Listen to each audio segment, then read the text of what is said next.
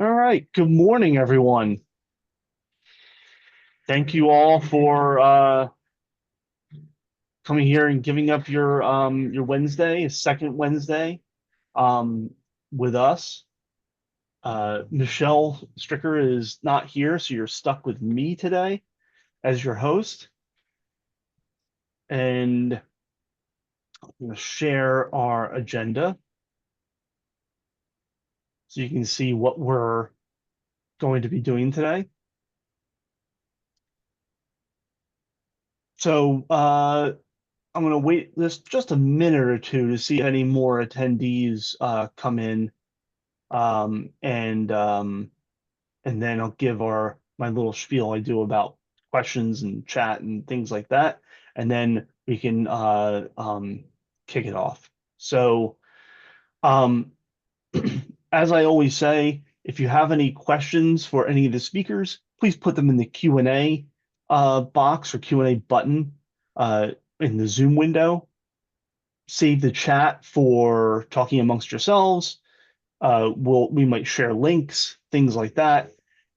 It in the chat, but keep the questions, the Q&A, kind of keep them separate. It makes it easier for me to see them. And so yeah, we'll get it started now. I think it's slowed to a trickle the number of people that are coming in. Why don't we start off with Jen Brenner, the what is your official title? I'm Director of Library Development. Director of Library Development. So, Jen, why don't you introduce yourself and then introduce your department? Hi, everyone. My name is Jen Brenner. I am the Director of Library Development here at the State Library. I oversee Bob, Sharon, Michael, Casey, and Andrea. And they will all speak to you in a minute about what they do. But here at Library Development, we are here to really support and do a lot of outreach to the state from the state library. And I'll let them each tell you what they do individually. I guess we can start with A for Andrea. So Andrea, take it away. Good morning, everyone. My name is Andrea Lewandowski. I am the Adult Services Consultant at the New Jersey State Library. I like to think that my job is to help you all do your work better. So, anything that I can do to help provide resources or support, you can let me know if you have ideas. I'm certainly receptive. Everything's always, within the scope of our work and our budget and all of that. But always open to helping you all out as you serve your communities. A couple things that I just wanted to point out. I am the person who is the administrator for the North Star account. So if your library has North Star digital literacy, or if you're not sure if your library has North Star digital literacy, I'm your point person, and I can help set you up if you need to add staff, take staff away, need an introduction. If you don't have North Star Digital Literacy and you'd like to have one access, there's 2 licenses available, and you can contact me. I put my email address into the chat, and I can tell you more. The other thing, there was a North Star user group that had been meeting monthly, but now that's kind of become a digital skills user group. So anyone who's teaching computer classes or dealing with computer assistance for patrons can come to this monthly group. I've recently expanded it so anyone can come. You don't have to have a North Star license. And that meets on the 3rd Thursday of the month at 10 a.m. So our next session is tomorrow. And you can reach out to me and I can send you information. It also went out in the NJSL Direct as well as the LLNJ listserv. And that's it for me, and I'll turn it back over to Jen. Thank you, Andrea. Hey, Bob, I know you run these new director trainings with Michelle, but can you also tell us what else you do, as Yeah, well as so as well as what Sahar does as well? yeah, that's right. So I am the director of library law, state aid, and statistics. So I am the probably the first person most of you call when you have a question regarding any sort of legal matters with your libraries. I also run the per capita state aid program, which includes the annual survey, which hopefully you're all doing at this point. That collection goes from mid-January to mid-March, and then we analyze that data, upload it to IMLS, and then use it to determine eligibility for the state aid payments, which go out at the end of September every year. And then we also collate those data into statistics spreadsheets or reports that we can generate on demand for any sort of thing you need to do to compare yourselves to other libraries or just to make decisions locally.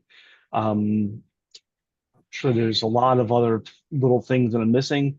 But as far as what my colleague Sahar does, Sahar is a huge help as far as state aid goes.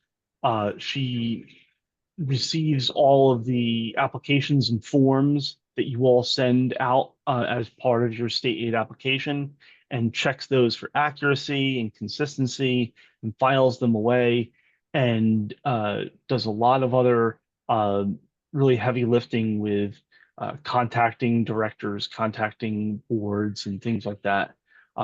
So couldn't do the job without her help. So that's about it. Thank you, Bob. And many of you may have received a letter from Sahar when you took your director jobs, because she is the one who sends those out. So thank you, Sahar and Bob, for everything you do. Next, we have the Wizard of Interlibrary Loan. Casey, would you like to do a little bit about what you? Sure. Hi, everybody. I'm the administrator of the Jersey Cat Interlibrary Loan Program.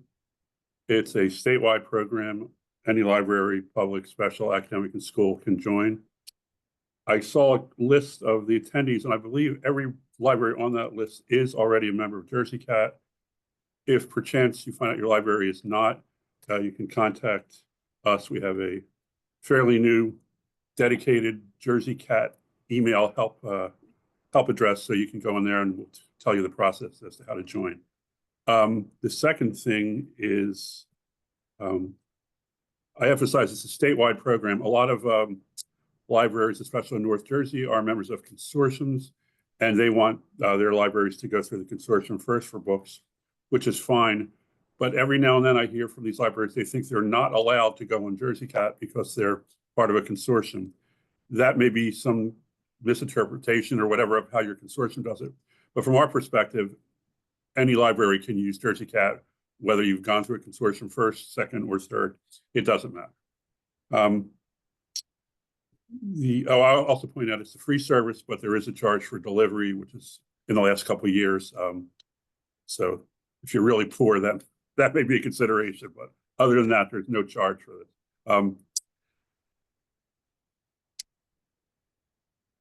I guess the main thing is, the next thing is that I'm the sort of middleman on this. So if your libraries have problems, unfortunately for me, I'm the first line of defense, like a help desk, before you have to go to the vendor or before I have to go to the vendor. Most of the time I can solve these problems fairly quickly, so you don't have to be in a long queue at our vendor and wait for stuff to happen. The other thing is, as I said, everyone's a member, but some libraries have dropped out. I don't know if we lost a lot during COVID, obviously, and some never came back or pretty much stopped using it. And also there's just a fair amount of turnover. And sometimes with the interlibrary loan person leaves, someone else comes in and they don't know about it. They don't use it. So if you're interested, and I hope you are, you should just talk to your interlibrary loan people and make sure that they're actually using the service that you've signed up for. So I think that's the most important thing, that to always get ahead, especially of the turnover, and make sure that your library can pick up doing interlibrary loans where it left off before the other person left. That's basically it. As I said, we have now a dedicated Jersey Cat email address, which Bob's going to post later, or you should have. And any questions or problems, get in touch with me at any time through that email address, and hopefully I'll be a help. We'll see. Okay, that's it, I guess. Yeah, Thank let me you, go Casey. find that. It's in my email somewhere. I'll go dig it up. Okay. All right, thank you, Casey. I just also Yep. want to point out that while Casey does do interlibrary loan and it does go through delivery, that he is not the person to call with delivery issues. That would be Library Link handles delivery, not Casey. So please don't call Casey and ask if there's a problem with your delivery. Okay, good deal. Thank right. you. I should have mentioned that. Yes, that's very No true. Thanks for problem. reminding us. Thanks. Next up, I have Mr. Michael Mazikian, the resource sharing guru. So go ahead, Michael. Good morning, everybody. Good morning again to people who were at the budgeting program last week. I'm Michael Mazikin. I am the Shared Services Project Specialist for the New Jersey State Library Development Department. I work on a few projects that you're likely familiar with here in New Jersey. One of them is the Jersey Clicks databases, where I serve as the project manager. This is a statewide suite of 24 databases currently from EBSCO, Gale, Data Axle, and ProQuest that are available to all New Jersey residents, libraries, students, faculty, staff, everyone. That is actually currently, we're currently in the middle of the request for quotations process. So there is a Jersey Clicks Procurement Committee that's currently meeting to evaluate responses to that. So please stay tuned to all of the marketing channels that you'll hear about today from the New Jersey State Library to find out about any changes to the Jersey Clicks databases. You would find out about them through us here in the coming months. But in the meantime, we are we are looking to continue to provide support for the Jersey Clicks databases that you have right now. So please feel free to reach out to jerseyclicks@njstatelib.org with any Jersey Clicks questions. Another project that I work on is the Palace Project. This is an ebook platform, collection management tool, and marketplace that's available to all residents of New Jersey. It includes a statewide ebook collection that contains over 2,500 ebooks and digital audiobooks of interest to New Jerseyans, as well as the Palace Bookshelf, which is over 20,000 public domain and open access items. Participating libraries can also build their own collections in Palace or have their Overdrive collections mirrored in the Palace app. If you're interested in participating in that, there's no cost. Again, you can reach out to me directly at the email that I just shared.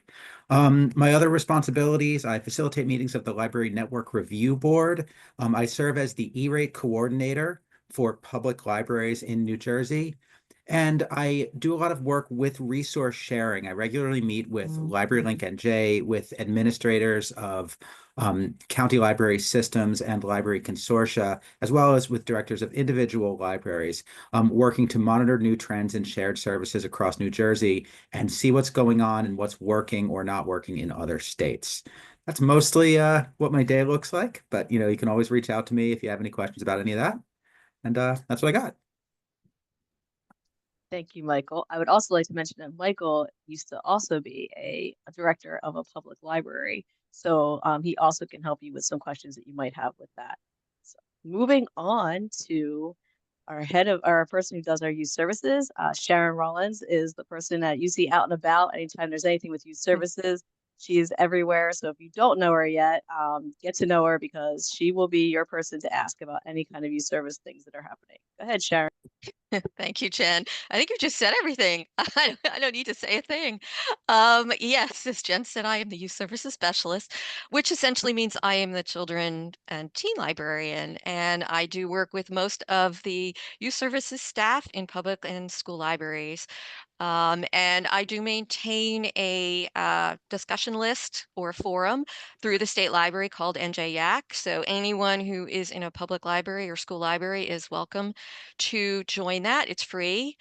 We share a lot of stuff on there. And that's where most of the people say to me, "Oh, I get your emails." And I say, good.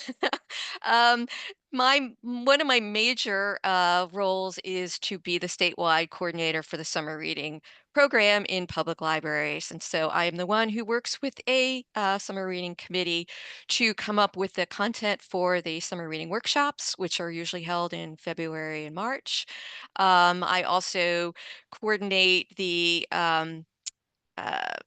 participation, the membership fee that is paid for all of your libraries to be a part of the summer reading program through CSLP, the Collaborative Summer Library Program. And through that, you get free incentives, courtesy of the state libraries, library network funding. You get your incentives sent to you. You also get access to the online manual, and we have our own website.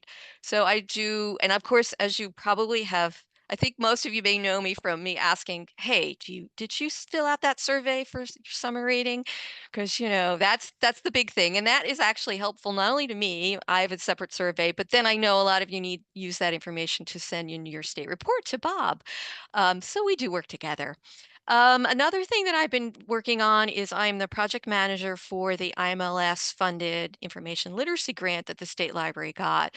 And through our partnership with Department of Education, LibraryLink NJ, and the New Jersey Association of School Librarians, we are coming up with PD and some online modules with resources to help support the schools, K through 12, and the educators and the librarians, as well as the public librarians and academic librarians on the on sort of doing resources to help implement the information literacy standards which are being developed.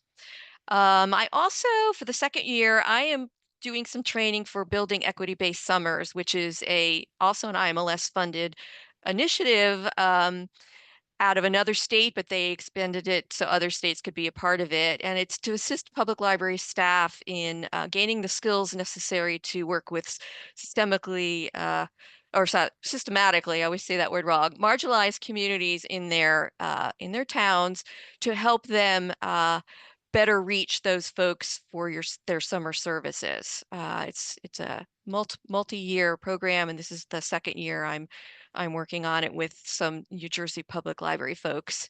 I'm also a mentor for the Ready Now program, which is a funded, IMLS funded initiative too, out of the University of Maryland. They've also expanded it to many, many states. And for the second year, I am mentoring a public library, this time in Hawaii, not New Jersey. And it's to have the staff serve as a proactive community partner during times of crisis. And it's been a very interesting experience working with folks from Hawaii. It makes me realize that no matter what public library you're in and whatever state you're in, everybody has a lot of the same issues. So those are just a few of the projects I'm working on. And I did put my email in the chat at the very beginning. I will put it in again in case any of you want to get in touch with me. Thank you very much. Thanks, Jen. Thank you, Sharon. And I think that wraps up our library development. So, Bob, all back Excellent. to you. Excellent. All right. Thank you very much, everyone, all my colleagues in library development, for telling us what you all do. The next up is the New Jersey State Research Library, represented by Maria Barata. Hi, Bob. Thank you. And I am going to put in my contact information and the contact information for our program in the chat here. As Bob said, my name is Maria Barata, and I'm the director of the State Library's Research Library. Much of what I'm going to talk about today can be found under the Start Your Research section on our website. We provide research assistance to employees from all three branches of state government as they go about the business of protecting and forwarding the state's interests. We help New Jersey residents with their information needs. We are open to the public from 10 a.m. to 4:30 p.m. Monday through Friday, and we respond to phone calls and emails from all requesters. Doesn't matter where it's coming from, what the question is, we will handle questions and requests from all over. We also support Thomas Edison State University staff, students, and mentors. And we have a range of special collections. I'm going to tell you about those briefly, but I do want to say our unit has about 35 people and it's spread out over many different sections. That includes all the reference services, our ILL section, our technical services people who do the amazing work of cataloging all the content we have, and then our circulation staff as well. So some of our collections include the New Jersey Documents and Jerseyana collection. We are the depository library for all official publications of New Jersey state government. Other libraries around the state are also depository libraries. We're supposed to get absolutely everything. Now that things are digital, sometimes things don't come to us and we have to go searching for them. But that collection includes reports, public hearings, annual reports, basic newsletters, basically anything that's produced for public distribution by any of the 3 branches of state government. We also collect books and publications that are about New Jersey, but not published by the government. This is our Jerseyana collection. It has a lot of New Jersey history, covers a lot of New Jersey historical figures, many local histories, and a lot of very fun and quirky stuff in that collection as well. We also have part of these collections include rare books that go back, centuries to, the earliest collection held by the State Library, and many interesting maps and other documents that aren't on display or are not readily available. People would have to ask for access to them. We are expanding our New Jersey digital collections. Currently, we have about 100,000 items available for research and discovery through these online collections. They're freely available. They're cataloged. There's a lot of metadata that helps people find those things. And they include items that we digitize or things that are born digital. The digital documents include both New Jersey publications and Jerseyana materials. So that's just a very little bit about our New Jersey specific collections. Other collections that would interest you or your patrons include our genealogy collection. We have a very big genealogy collection, and we have a genealogy librarian who does lots of reference for people who are asking from all over the country for things. Some of the things you'll find in that collection include town, county, and church histories, city directories, indices to wills, birth records, published or printed family histories. Also, because the State Archives is just down the street from us, we often have people who spend part of their day with us and part of the day with the State Archives. So we do have a lot of back and forth with the archives. Another large collection we have is in our law library. We're one of the only public law libraries in the state. Our law librarians will provide guidance in the use of legal materials and where to find them, but they do not provide any type of legal advice. They don't provide interpretation or legal analysis. That's always the job of a lawyer. Visitors are welcome to come and research and explore their own legal research or their own legal topics of interest. And we also provide access to 2 major legal databases. Those would be Lexis and Westlaw, plus a number of other legal specific databases. We are a U.S. documents depository library, and we have been since 1895. So we have a lot of stuff in print from the U.S. government. We are selective in that we only collect in areas that are of interest to New Jersey, but it's a pretty huge section, includes census, education, health, environment, transportation, and much, much more. The Federal Depository Library Program transitioned to an almost all digital service in the last year or so. There are very, very few federal documents being printed. We do continue to catalog all federal documents and have digital access to them through our catalog. That means they're easier to find and they're barrier-free. Because we have so many specialized collections and many points of access to a lot of information, our staff maintains a collection of research guides. We use LibGuides, but you find research guides on our website and they help people navigate our resources. So they're in all kinds of topics, both from special collections as well as areas of interest that people may have to, like newspapers, digital newspapers, historic newspapers, that type of thing. I'm going to tell you a little bit about our virtual programs. We offer a selection of programs each month that might interest you or your library staff or your library patrons. They range in topics like genealogy, grants research, author talks, and much more. Our virtual programs are all free. They do tend to happen around usually 12 to 1. They do require advanced registration. So if you see a program that you want to attend or somebody is asking about, they must register in advance so they can get the link to the program. You'll find listings of upcoming events on the State Library's calendar found on our website, and you'll find that previously recorded programs are available on the State Library's YouTube channel.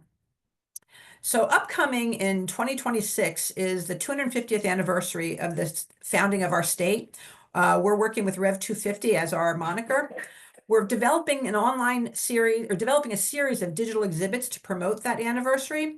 Our focus is going to be primary government documents from the 3 different constitutional eras in New Jersey's history. And there's going to be lots more coming in about that over the next year or more. But that's something that we've had our eye on for a while, and we're doing a lot of work in that area. So if you have any questions about what we offer through the research library, as I indicated, I mentioned, I put my contact information in the chat. And also you can find us on Ask a Librarian on the website's Contact Us page. So that's it from me. Thank you very much, Maria. It was very thorough.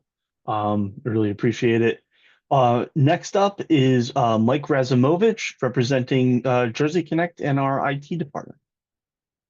Good morning, everybody. Yes, Bob said, Mike Razimovich. I'm the Senior Director of Information Technology. My office provides IT support for the State Library and their staff and the Talking Book and Braille Center. We also operate Jersey Connect, which is our statewide technology services for public libraries throughout the state.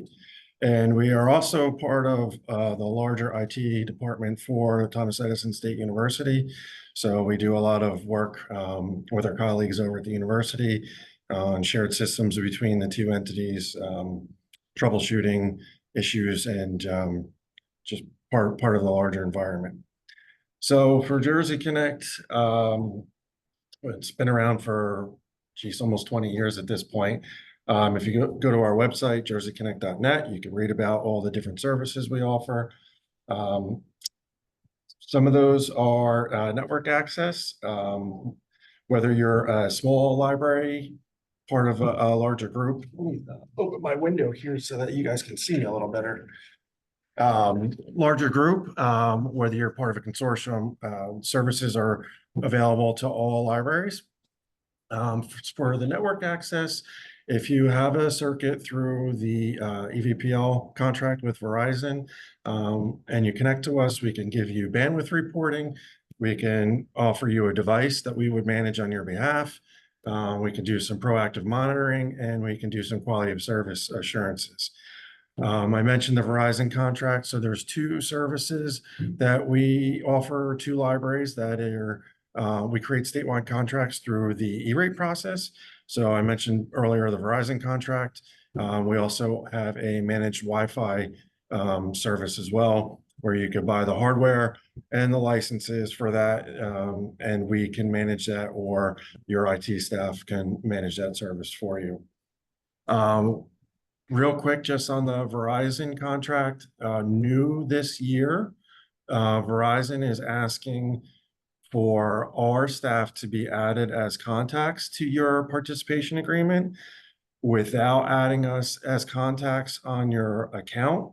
We are no longer going to be able to help with any billing issues. If you have any new service installs, if you're moving, I know seems like there's been, with the construction, there's been a lot of libraries having temporary locations, so they needed assistance moving their service from their existing building to their temporary location. Excuse me. So moving forward, if we're not listed on your account, we will not be able to assist with those.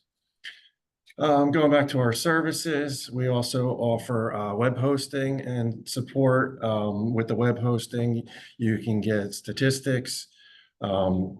We offer email hosting with spam filtering. We have ILS hosting. So Bywater has been a vendor that provides paid support for COA. And we have about a dozen or maybe a little more libraries that are actually hosting their COA ILS on our infrastructure. We have a disaster recovery and backup solution. Basically, that is a place for you to store your current backups offsite. So there's a little DR component to that. And born out of the COVID, we have a remote assist tool. Libraries are still using that primarily to provide support to patrons at their homes. And that is about it for us. See where the chat is. I can share the best way to contact Jersey Connect. Yeah, I think Jen has been posting the links and your email address in the chat. So okay, I don't know if there's anything else. Yeah, that's the toll-free number and the best way to contact the Jersey Connect team if you have any questions. Excellent. All right, thank you very much, Mike. Really appreciate it. Next up is our representatives from the Talking Book and Braille Center, Adam Zapeniak and Liz Burns. I don't know which one of you wants to go first. I'll go first. Okay, there you go. Thanks. Good morning, everyone. The Talking Book and Braille Center, which many of you may know as TBBC, is a division of the State Library that assists people in New Jersey who, because of a medical condition, either cannot see the words in a printed book or hold that book in order to read. According to a website at Cornell University, 1 in 10 New Jerseyans have such a disability. In order to provide this service, the State Library has an agreement with the Library of Congress where the State Library, TVBC functions as a network library in their program that's entitled the National Library Service for the Blind and Print Disabled. An amendment to the United States copyright law allows this program to reproduce in an accessible format any work published in the United States. All material in this program is provided free of charge to anyone across the country. NLS does record audio versions of the books in the program, as do network libraries such as ones in Oklahoma and Washington State, but many of the books come from the commercial masters of the master copies of commercial publishers. A few examples of the recent ones are Bill Clinton's Citizen, David Baldacci's To Die For, and Daniel Steele's Trial by Fire. NLS houses the audio and Braille book titles in a database called BARD. BARD stands for Braille and Audio and Braille downloads. BARD, as of this morning, had over 23,000 magazine issues and just under 166,000 copies of books. A growing number of books in this program are added because of an international treaty and are in native languages of over 60 different countries. Alphabetically, they run from Albanian to Yiddish. The most attractive feature of this program is that there's no limit to the time a person can borrow a book and read it. In fact, there's no limit to the number of copies of a book a person can have. So if we have 25 people request 25 copies of a book, they all go out. There's no waiting. Our annual circulation, by the way, exceeds 350,000. TBC doesn't do this alone. There are multiple avenues of outreach that are always growing for us. One state agency that we have a successful outreach program is the State Commission for the Blind and Visually Impaired. Besides promoting our program to their clients, they can also certify the individual's eligibility for the program. We also oversee for the commission the equipment loan program, where we will loan out and support closed circuit TVs, also known as CCTVs, and accessible computers with accessible software that the commission can then teach people how to use the software to do daily tasks or work assignments. While there are a number of accessible professions that can certify eligibility to the programs, one that's very important for us is the professional librarian who can certify that person. And perhaps our most effective outreach program is with public libraries across the state. I believe we are still the only library in the network that is allowed to provide the staff at public libraries the ability to help patrons download. Our staff continues to train and provide network updates to over 100 public libraries in New Jersey. Advances in technology, as well as the Library of Congress's move to a cloud environment, has expanded our playback accessibility to the entire collection. I'd like to next introduce Liz Burns, our Associate Director, to talk more about these access points. Liz? Good morning, everybody. Thank you, Adam. So thanks to NLS and the different laws, we have the ability to have audio and Braille for people who are like blind and print disabled. But the program, our program also recognizes that just having the material is really a small part of it. It's also having people aware of what we have and getting that material to them. So even though we're located in Trenton, we serve the entire state, and we do that in a couple of ways. One is by mail. And so we mail out audiobooks and Braille books to people, and they return it by mail. And also all of our audiobooks and Braille can be downloaded. Our patrons range from anywhere from 3 to 103, maybe it's 104 now. And while we serve children because of maybe reading disabilities or congenital cataracts or something like that, we also serve a big number of seniors who qualify because of things like macular degeneration.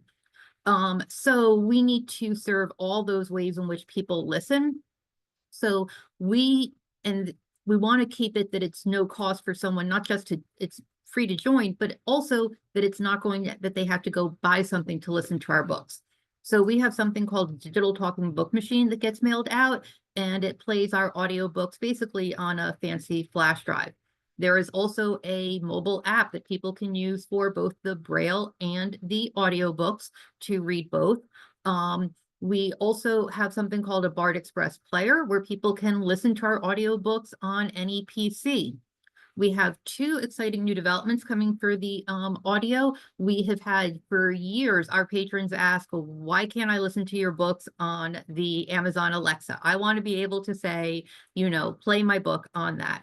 And the good news is that is being worked on right now. It is in a final test pilot with about 5,000 people across the country participating in testing out that Alexa skill. So we're really excited by that, that our patrons will be able to use that Amazon Alexa to listen to our books. There is also a new player that we are testing out that we're hoping to get later this spring.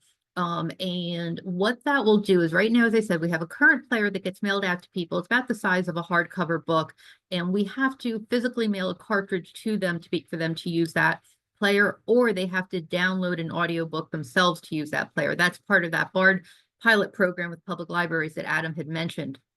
This new player is going to be work with people's Wi-Fi and with Bluetooth. And so what that will mean is they can use that player to download the book directly to the player. And that also we can assist them from TBBC by helping them download the books. And we're excited about both of those. I just want to mention a couple of other things real quickly. I'll talk quickly because I know we have limited time.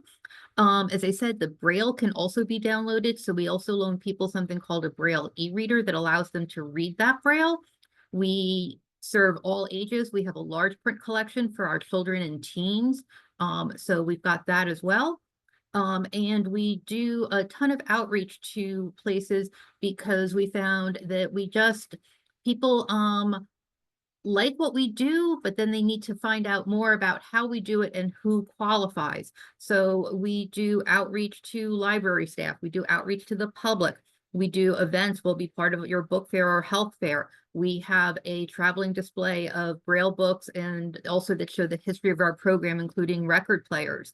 And the one other thing I wanted to mention is while our audiobooks sometimes duplicate what's in a public library, some of our books are unique to our library, and the only way you can find them is looking through our catalog. So if somebody is coming looking for, say, a cookbook, and you can't find that in interlibrary loan or something you think it doesn't exist, check our catalog. It might exist. And for those books that are the same as the ones that you have, you know, we have patrons in common, not in competition. What it means if we have the same books as you do is if you direct your patrons to our library, it'll take them off your hold list. So instead of having a patron who is print disabled be number 90 on the hold list for the latest audiobook, you can direct them to our library so they get the book right away and they free up that hold list for your patrons who don't qualify for our services. And that is it. I'll put my email address and the email address for TBBC in the chat in case anybody wants to reach out with more questions or to schedule an outreach or to have our display be in one of your display cases at your library. Thank you. Thank you, Liz, and thank you, Adam, very much for all that information. I put Adam's email address already in the chat, so you said you were going to put yours in there too. That's great. And I just want to congratulate everyone. You came in under time. So proud of you all. It's great. That's amazing. Really helps out a lot. Of course, now we have the opposite problem where our next speaker, Leah Wagner. Oh, Leah is here. I'm here. Excellent. Right on time. How's it going? It's going well. I'm just trying to get my slides together here. Take your time. You got 5 minutes. So everybody else that that spoke, thank you once again. You're free to go or free to stay. It's up to you. This will be recorded, so of course, if you want to watch it later on, you can always do that. You don't need to stick around. Yeah, we'll have 5 minutes here while Leah gets her slides together. So if anybody wants to get up and get something to drink or do something else, please do. You can come back at 9:45 sharp and we'll be ready to go. Yeah, as Jen Nelson said, once again, please, if you have any questions for anybody, please use the Q&A button to put those questions in there, and I will pose them to Leah next. And if there are questions for anyone else, you can either email them directly or I will pass those questions along to any of our previous speakers. So yeah. If you want to try to share your screen, Leah, when you're ready, of course, I'm ready. you can test that out and see how it looks. Okay. Okay, I'm not, oh, there's my share. Yep. Uh-oh. This is why I wanted it early. It sometimes helps to put it in slideshow mode first Yes, that's what I was and trying then to share do. it. Yeah. All right, I'm gonna go out of here, just like make this smaller and go back to here. And then slideshow. And then click on start. And now, but see, when I do that, I have to do it from there. Don't mind me, I just talk to myself a lot when I have to do this. Oh, I talk to myself all the time. I'm a very good conversationalist, but only with myself. No, I don't want to do that. Hang on. I want to minimize. And it won't let me get in there. Let me see. Let's make it smaller. And then if I hit here, no, then it doesn't put me into Zoom. You might have to Alt Tab. Alt Tab, okay. Yeah, Alt Tab to get Zoom to come Oh, I to have a the Mac. forefront. I have Command Tab maybe. No, that didn't do it. I've done this so many times. It's so confusing. So let me try. How do I get that in there? This is my screen. It's going to go down there. I have to stay forward. And, oh no, come on, Leah. Think.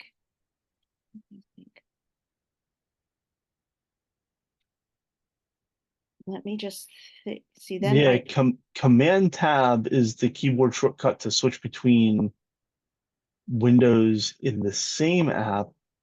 You can also use Alt Tab. No, there's an Alt Tab app. Blah blah blah. But it won't let me. Command Tab will switch between open applications. But it won't let me.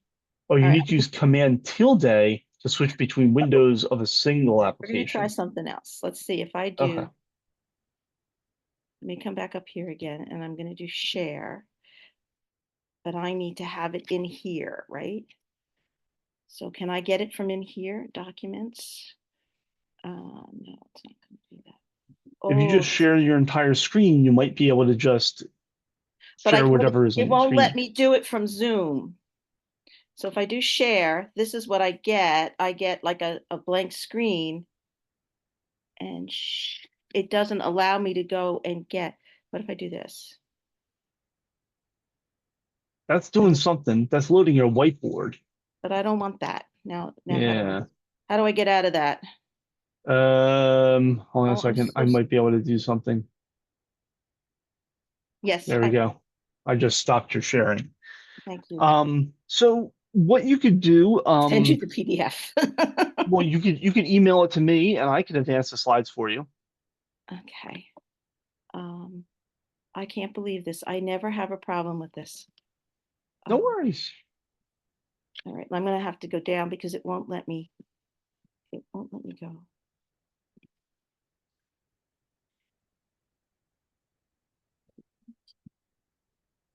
Yeah, we got plenty of time. There's a lot of wiggle room built into the schedule.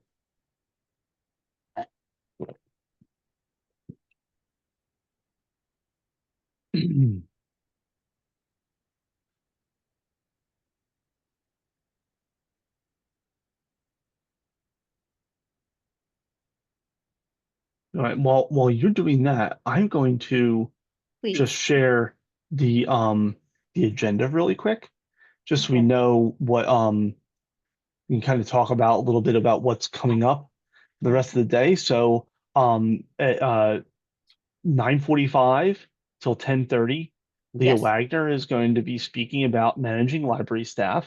Leah is the director of the Monroe Township Library, Public Library. After Leah's presentation, we're going to have a 15-minute break to get up and stretch our legs and get something to drink or a snack.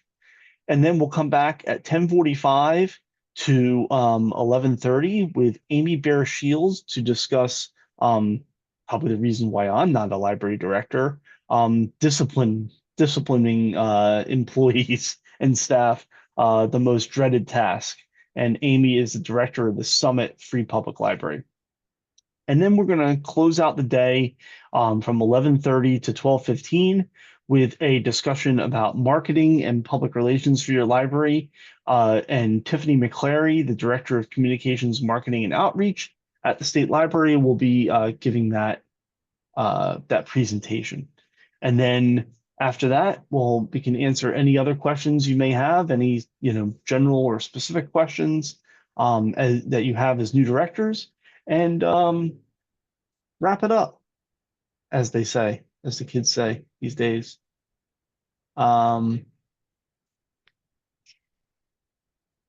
Okay, I just So yeah, like I need- said, if you can email me that PDF, I am.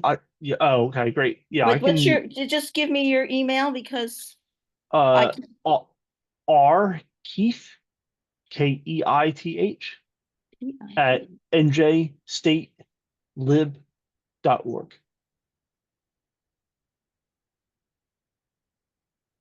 It's coming from Leah Moy. Okay, cool. Why isn't it there? Why don't I see it there?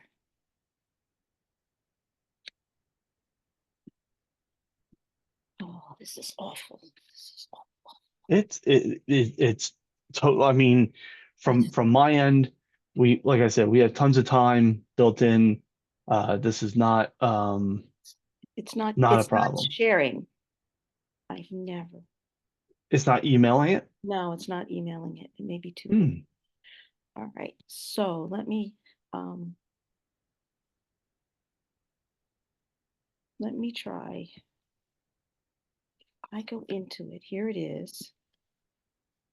And then I do this. No, don't do that. Do this. And I hit this.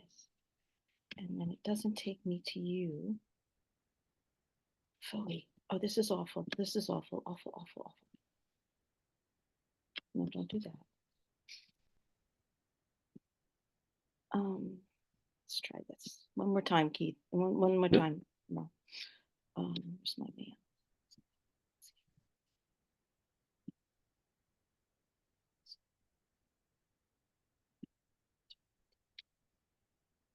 Could it be because I'm sorry, I know a good amount about PCs, but I know next to nothing about Macs. Is it possible that if you have it open, it's not allowing you to share it? It may be, but I'm going to try something else real fast. Okay.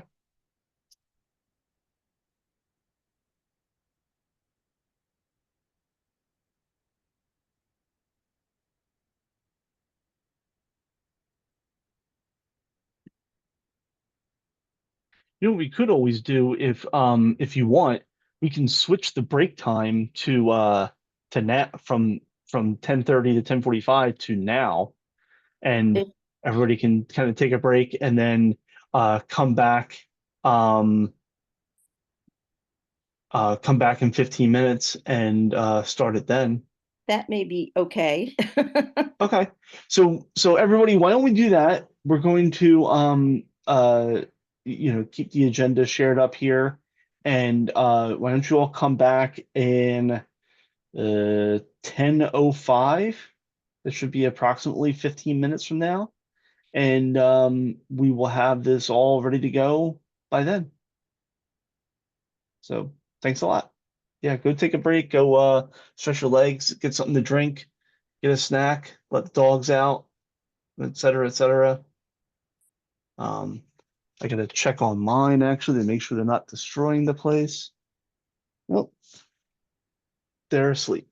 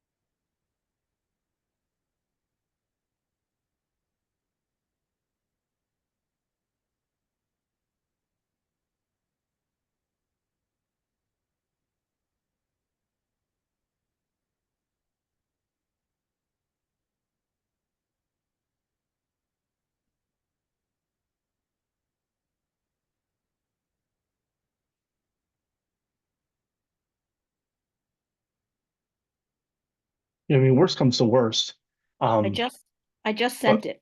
You just sent it? I just sent it. Let me look at my email here. Minimize those things.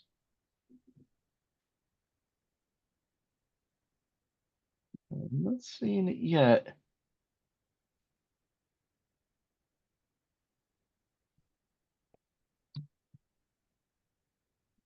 Big. It's probably big.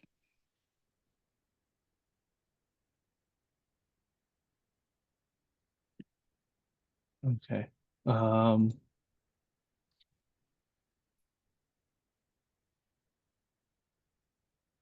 Right. I just sent you a test just to make sure I have the same thing. Oh,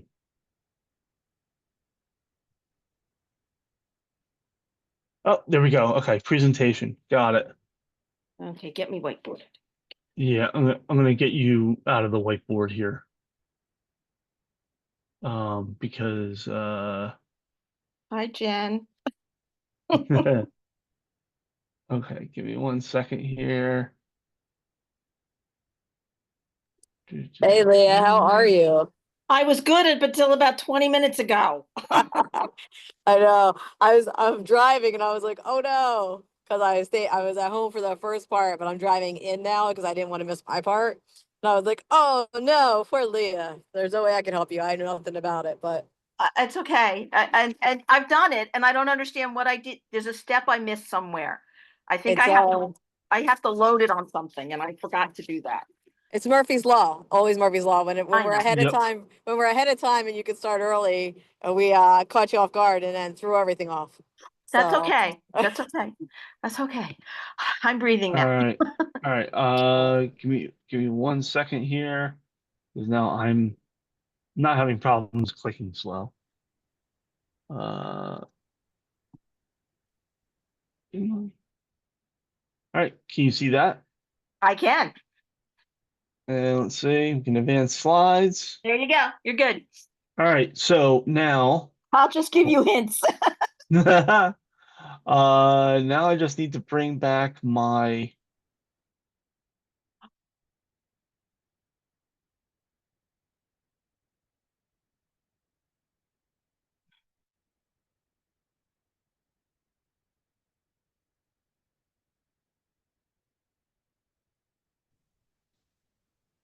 okay. All right, so we told them to come back at 10:05, so we have about 8 minutes. That's fine. And now it's saying my internet connection is unstable, so that's perfect. My day today. Yeah, all of our days today. I mean, hey, Michelle's home with like some sort of stomach bug, so Oh, she and I usually do these things together, and it's you know, she emailed me at like 6 something in the morning and was like, I can't get vertical. So is she still in Montana? no, she's back in Pennsylvania. Okay. But I'm sure she'll be going back at some point I'm sure to she see is. the baby and stuff. But yeah, it's yeah, she's wrapping up her time here, and Yeah. she's got this and one other thing to do, and then she's Done, done. sailing off into the uttermost west. She As moving out Tolkien, there? as Tolkien would say. No, she's staying in Pennsylvania. I was just Okay. making a Tolkien reference. Yeah, well, that's a far distance for a grandchild. Mm-hmm. Yeah. Yeah, I mean, you can't keep them near you, can't keep the kids near you, and stuff like that. If that's where the work is, then, and that's where their life is. That's it. But luckily we have many years before we have to deal with that. So Yeah. anyway. Mine are down in Gloucester City, so they're pretty close. That's good. Oh yeah, that's really good. Yeah, excellent. Yeah, everybody so far is still in New Jersey for us. That's like actual family. So it's just some are like at the far northern end, and some are. I mean, Right. we were down at the southern end of Commercial Township, on this past Saturday for my grandniece's first birthday party. And that's a long, like I live in Metuchen. That's a Yeah, that's long long. drive. My husband's from Bridgeton. Well, Jen knows. Yeah, oh yeah. Yeah, she knows all of that. Definitely. I do, as But, I'm taking my hour and some odd minute commute to Trenton. yeah. You still in Mullica Hill? I live in Williamstown, so that's Okay. Gloucester County. Yeah, still Gloucester County, but yeah, I'm not near any really major, like I'm not near the turnpike and I'm not near No, you're not. near 55, so I'm kind of going up 73 to hit 295, Yeah. but I'll get there. It'll be fine. A little more traffic than I expected at 10, but it's all good. Yeah, I was gonna say 10 o'clock shouldn't be that much, but maybe, maybe there was an accident somewhere or something like that. But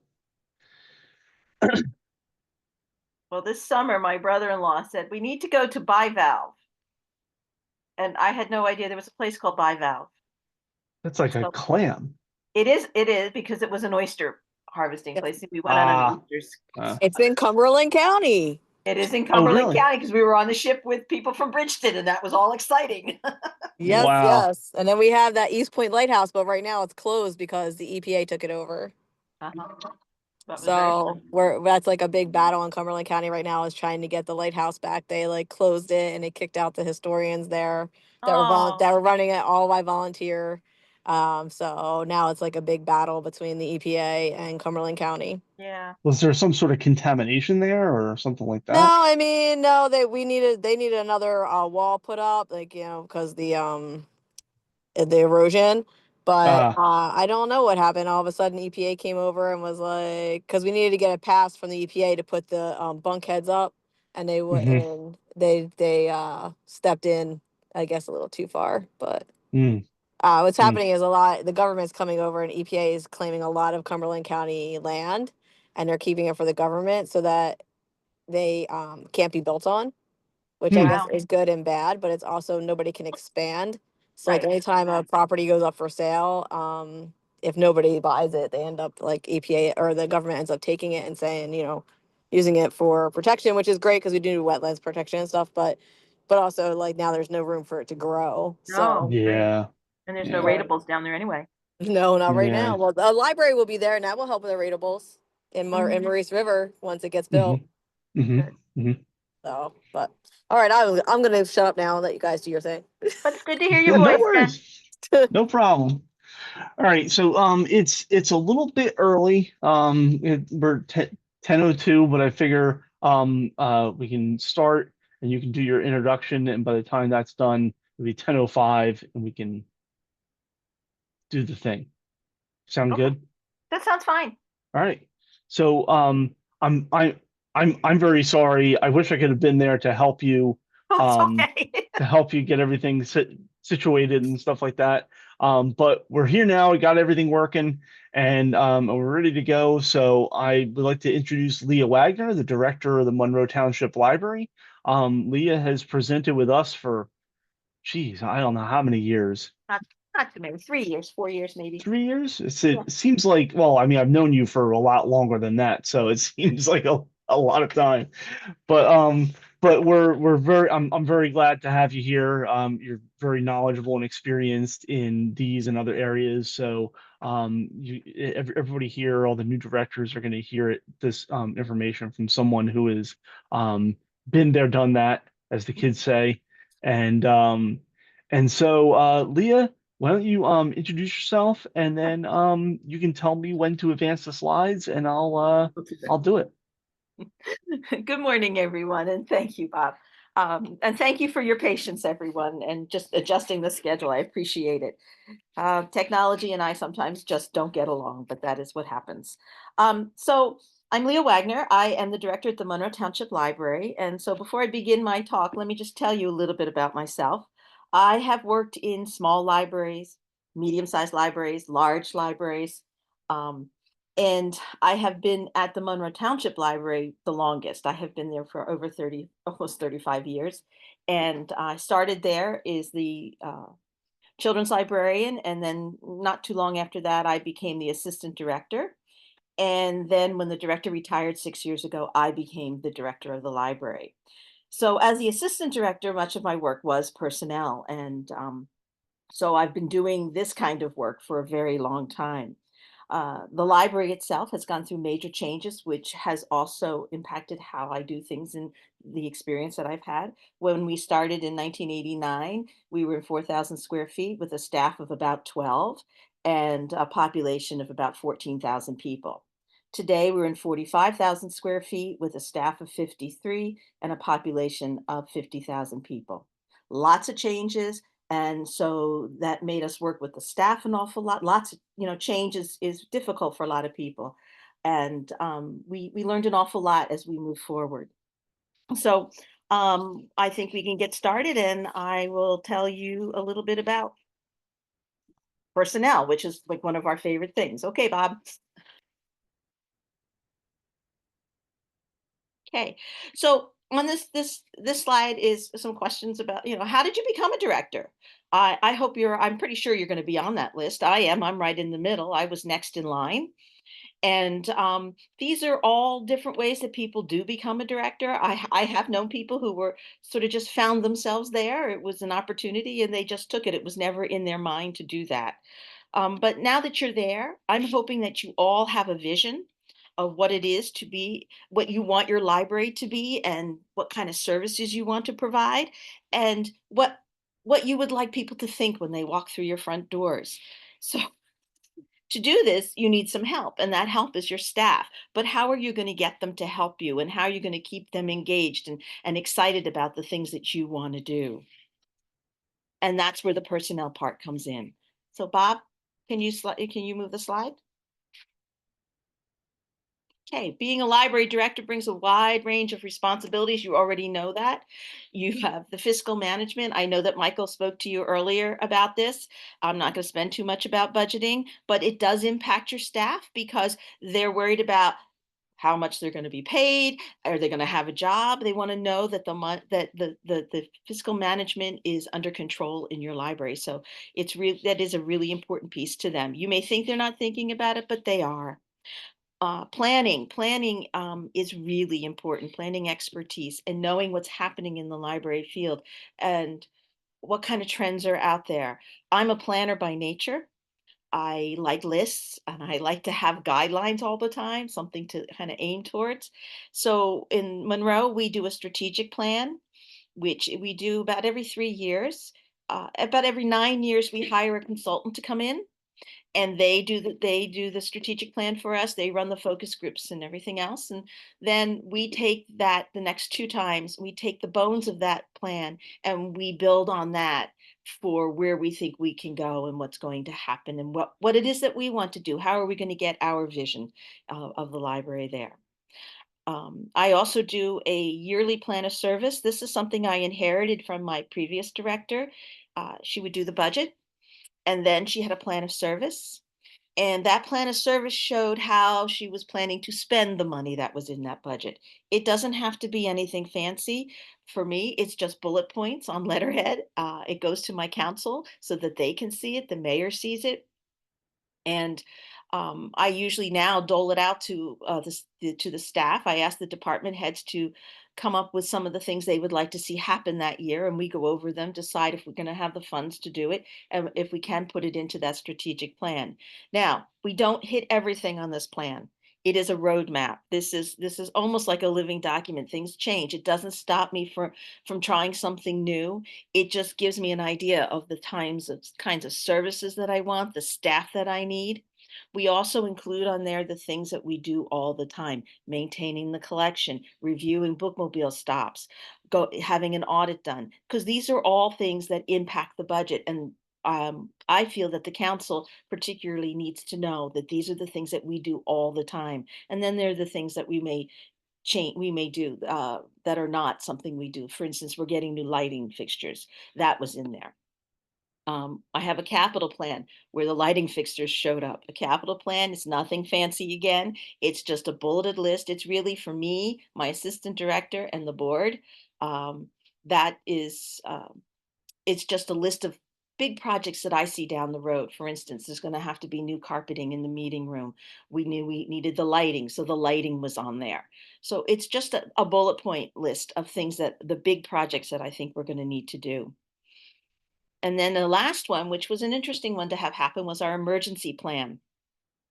We did this because we had a couple of tornadoes several years ago, and they happened, of course, in the evening when there was no administration around, and we were driving home or whatever, and the staff didn't know what to do. And neither did the administration, to be honest. We didn't really know. This was something new to us in Central Jersey. We did not see this often. So there was a lot of concern among the staff not knowing what to do. That causes a lot of anxiety. So we started working on an emergency plan, and we include everything in it that would be important for staff to know what to do when something out of the ordinary happens. From when the lights go out, how long do you stay open? When do you tell the people they have to leave? When can you leave? Those are all important things, and it gives them so much more security now to know that they have this plan in place, and it is at every service desk, and everybody knows to go to that plan if it's something that they have to do in an emergency.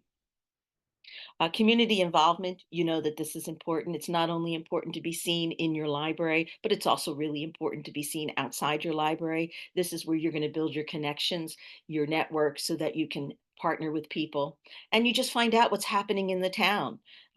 Sometimes we're a little isolated and we don't know, and we meet with a group that is more active in town. We meet somebody who's very active in town, and we learn a little bit more about the town. And facilities management. This is really important to your staff because they're really the first people to tell you when it's too hot and too cold. They'll tell you if something is not working right away.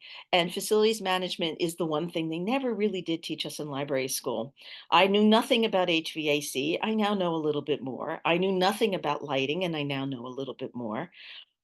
These are all, this is a really big piece of what you do, and it may be something that you have no background in, but you will learn, and you find out who the people are that you need to call. We're very fortunate in Monroe. We have DPW staff that are assigned to our library, and so I know I can call them. But there are times when I know I can't reach them, or I have to call the person who maintains the TL, who maintains our HVAC. So facilities management is really important. And on top of all of this, you have to do personnel management, all that other work, and now you have to do this. And this is the one that will take an awful lot of your time. There's immediacy here. You have to take care of these things many times right away, because if you don't, they will blow out of proportion. And I promise you that it will always happen when you least expect it and when you're really busy. And it does cause an awful lot of interruptions. So here are some key elements. The next slide, Bob. Leah, before I go ahead, Mhm. do you want me to hold questions until the end, or do you want me to intersperse them? How do you usually like it? If you don't mind, let's hold them, Okay, because that I'm sounds watching great. my time, so that'll work. That sounds great. So everybody, please continue to put questions in the Q&A box for Leah, and we'll answer those at the end. So let's go to the next slide.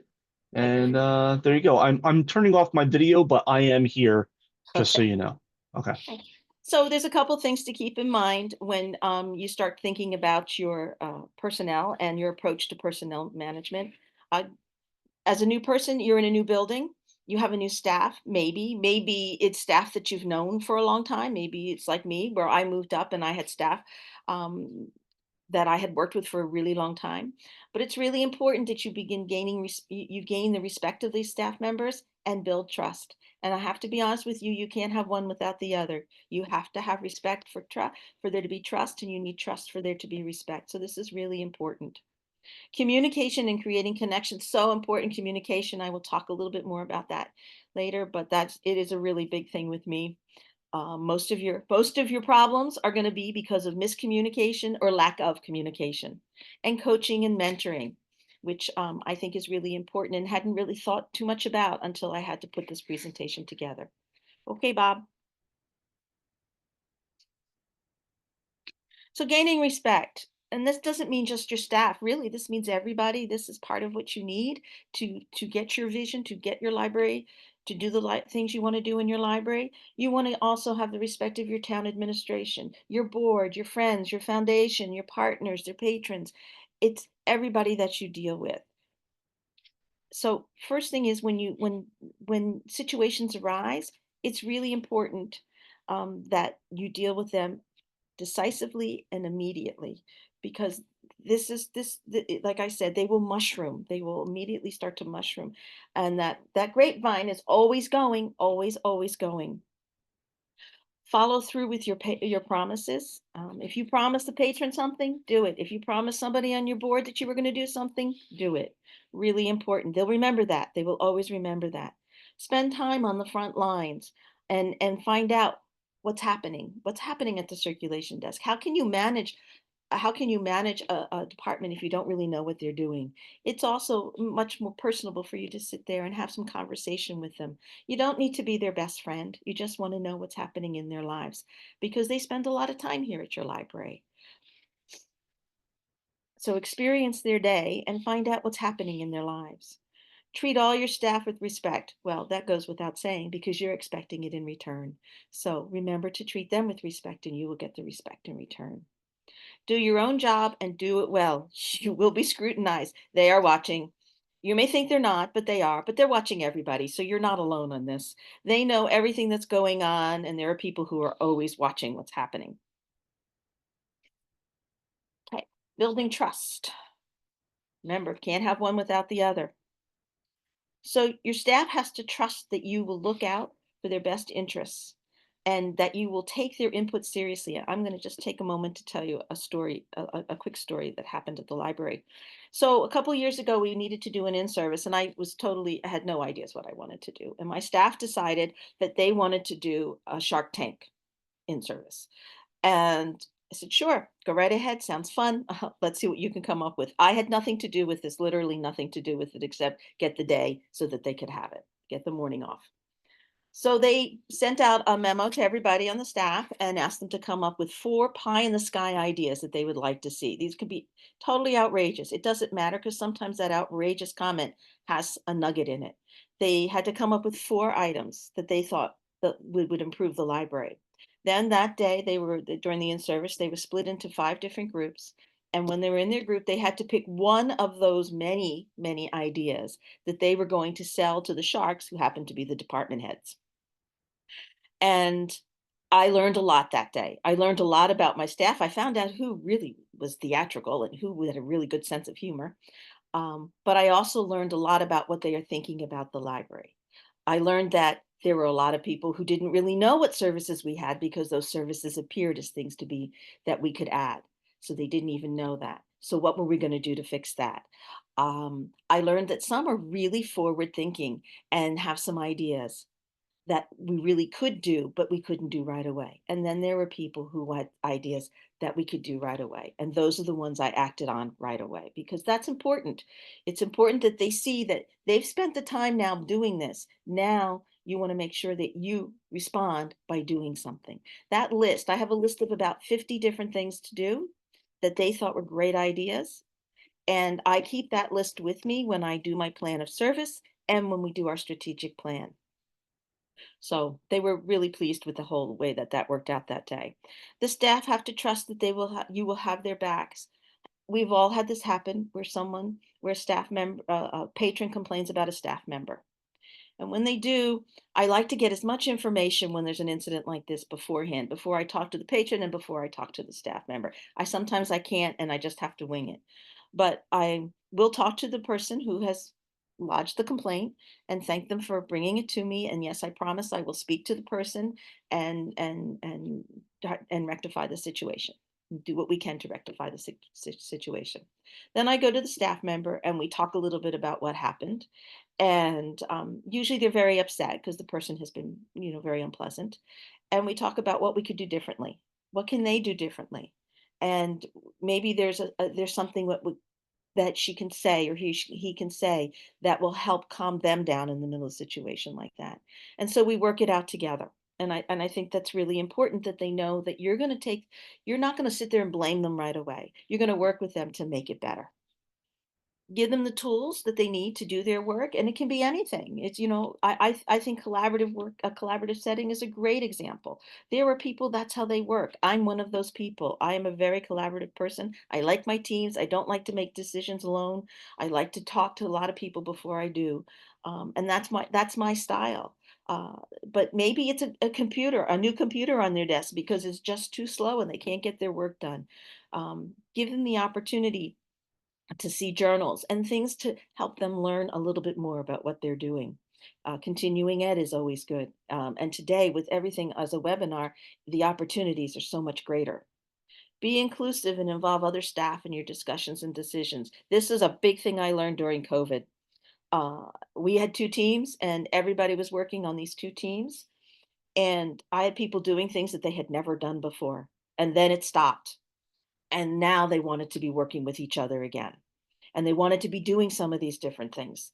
And so how was I going to create that when we went back to the way we used to work before COVID? So one of the things I do is, and I've been doing this a long time, is I have all these teams and I have representatives from all different departments on there.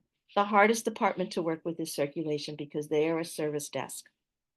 So I try and bring them in on other things, other projects that are happening in the library, and have them team up with other people when they can. If they work nights, it's really hard, but when possible, I do try and have everybody from all these different departments work together. We have a readers advisory team, and that has somebody from every department, including circulation, because they're big readers, and it's great to have them, and they help us plan different things for people, for increasing readership and making books available to them. So it's really important to me. And remember that trust takes time to build. And once you've built it, and if you've lost it, it's very, very hard to get back. Both the trust and respect are. And if you don't have both, then you're going to have an uphill battle. Okay, next slide. This is my big one: communication and creating connections. Communication is so, so important. And it takes time. It does take time. But connect with your staff on an ongoing basis. Get out of the office and walk around. Once again, you're seeing what's happening. A lot of what you do is observation. It's seeing what's happening in your building and knowing who's doing what in your building. But one of the things we do to make sure that the staff knows what's going on is we have several meetings. We do a daily morning meeting. We do this at 9:10 in the morning. We are closed from 9 to 9:30. And that is like sacred time to me because that is the time for us to have this communication, which is so important. And for people to be able to talk about what's happening during the day. In the morning meeting, it rotates between departments. And everybody in the department gets a chance to do that meeting, whoever is there that day. It's not always just the department head. At the meeting, there's a slip of paper, and on it says who's going to be out that day, who is coming in late, who is leaving early, and then it tells you all of the programs, what room they are in, and what time they will be, and any other special notices. For instance, they're going to be starting a lighting project in the library. So today the workers will be working near the young adult section, that kind of thing. And then that is posted in our staff room. And people know that that is where it is and that they need to check that when they come in, if they're coming in later in the day. I have monthly staff meetings. I actually make the schedule a year ahead so that it doesn't get lost. They're all on my calendar because occasionally it'll be like, oh, but we're so busy and we keep putting it off and putting it off. So I've learned to just make them a year in advance and work around that date. And the staff meetings there are minutes from that staff meeting. And at that staff meeting, each department head reports on what's happening in their department. Sometimes they last 10 minutes, sometimes they last 20 minutes, it doesn't matter. But they're all held in the morning. They're all held in the morning between that 9 and 9:30. I have a monthly department heads meeting where we talk a lot about what's happening in each department and we do a lot of planning. And it's also a time where they can bring up an issue that they have. more than once, we have had somebody who has a personnel issue. They bring it up at that meeting, and then all of us work on it together. And that's good too, because that helps us with consistency. We all know what that department did, so that we should be doing the same thing. And finally, there are department meetings, and those are held more or less sporadically. I think I would say quarterly, except for the circulation department, because that's the hardest one. They're almost all part-time. How do you get everybody together? And it's so important because you want them to hear your message the same way. So they hold a meeting about twice a year. They do it 5 o'clock on a Friday. They get pizza, and they go through the things, and questions are asked, and they go through all the things that are important or have changed. And then lastly, we bought a software. We subscribed to a software actually called When I Work. And When I Work it's like a time clock, and it's, it keeps track of vacation time and things like that. There are many softwares like that, but the thing that I really liked about this is it gave me the ability to do like a text to everyone on the staff at once, rather than having to go through a service like Remind or something like that.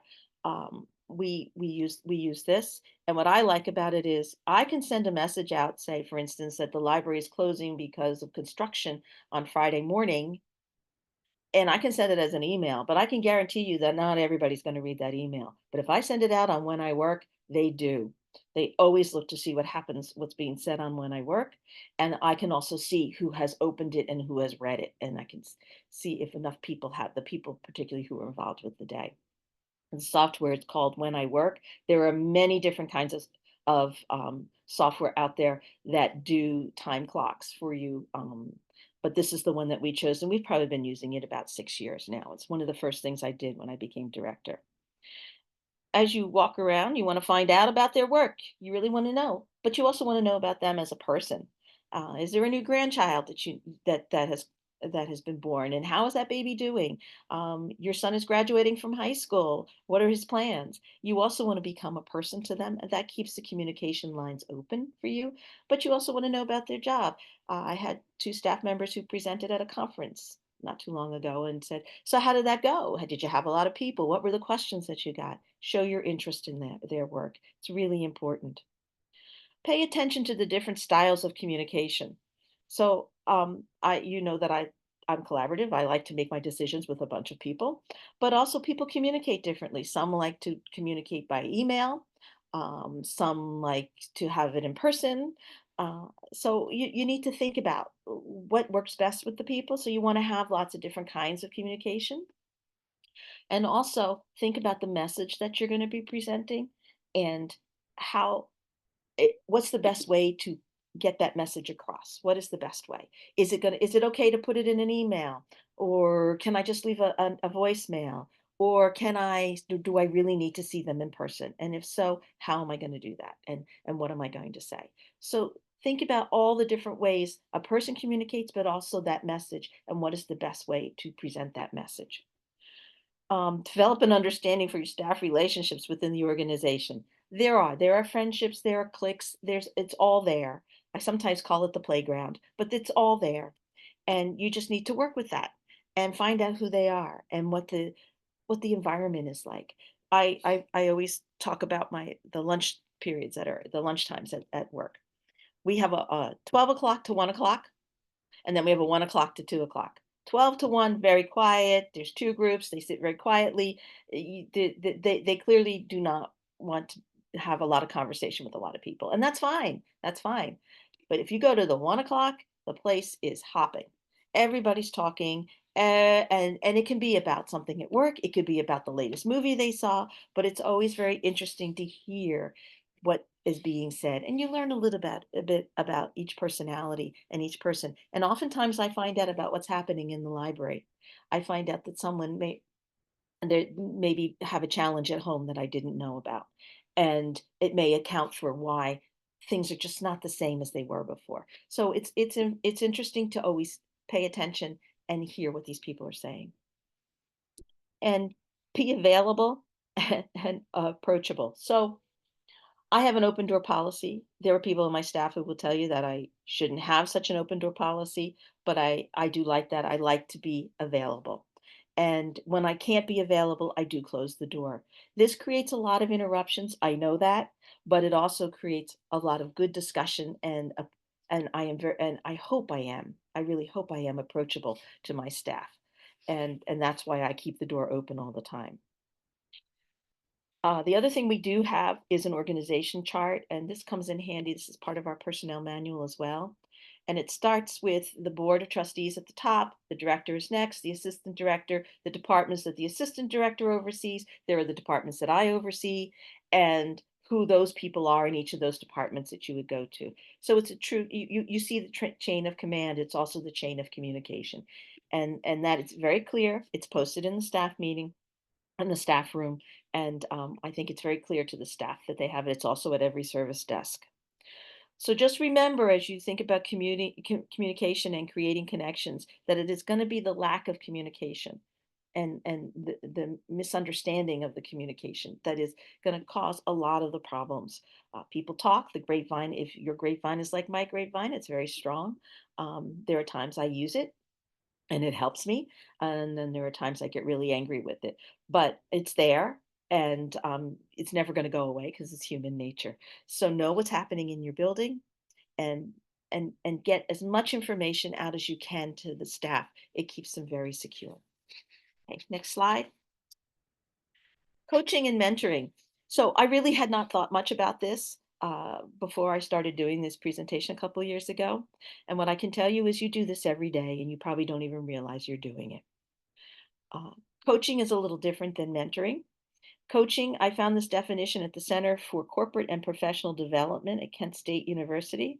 Coaching is more performance-driven, designed to improve on the job performance, where mentoring is more development-driven and not just looking at the current job function, but going beyond and taking a more holistic approach to career development. Coaching you do absolutely every day and you don't know you're doing it. It's me coaching the person who had a difficult interaction with a patron. And what can we do? What can we do different? You know, what do you think would work better? It's helping them to do their job better on a daily basis. We all do that all the time. Sometimes it's more noticeable than others. Mentoring is much more organic, right? This is the person that wants to go on and maybe it's a part-time staff member who wants to become a librarian, and how are you going to help them with that? Mentoring also is something that it's more relationship driven, and so they will seek the person who will help them. And I have someone on my staff who started as a part-time employee, is now thinking about library school, and I'm sometimes the mentor, but the real mentor is someone else who's closer to her in age, and they work together to make a plan for what she should be doing and how she should do it. And I think that that's wonderful. That's a wonderful way to pay it forward, as it says right here.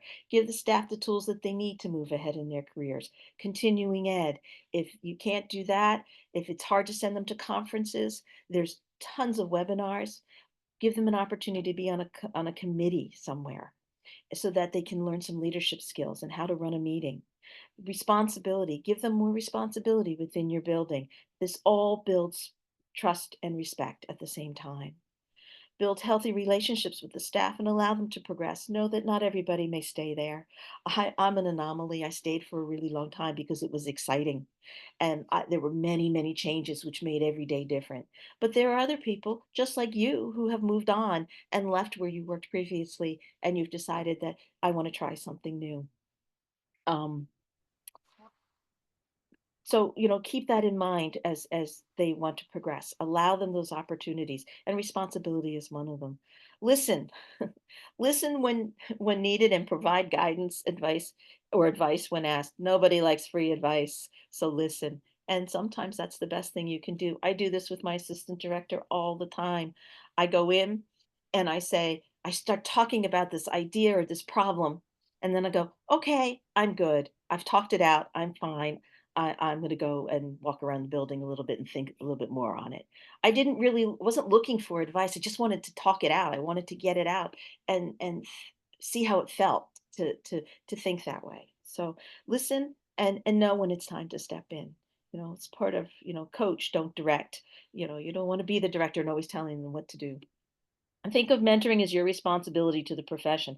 And I really believe this. The employees that decide that they want to move on to be a librarian, or even the ones who don't, but they want to have more responsibility within your organization. These are the people who will stay in your building and or move on, and they will be the future of the profession.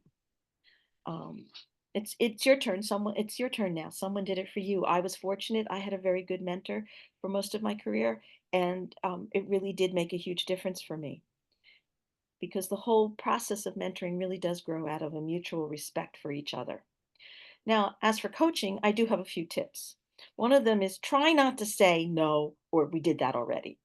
And I know it's so hard. So many times I bite my tongue, but I've been in this position for a long time. I've been in my library a long time. I have seen the same program several times over, but I try and remember when someone brings it to me, and once again, that it's a different person who's running it. It's a different time, and it's a different population. And maybe this time it'll work. And we talk about the things that happened in the past. What can we do different? But keep in mind that it's not always the same. Sometimes, yes, you're right, and I know that, but sometimes you need to let them see if it's going to work or not, because small failures are learning experiences, and that may be one of them. So you sometimes have to just let it go. You pick and choose those moments when so you're so excited that this person wants to do something that you say yes, yes, yes, and maybe it doesn't work, but that's okay, because the failure is a teaching lesson also. And continuing ed, I would say that has probably been one of the biggest things for me, is going to conferences, going to workshops, being on committees, talking to other people. That was the biggest thing that really helped me in my career. So when those opportunities arise, give some thought to having staff be a part of that. Next slide.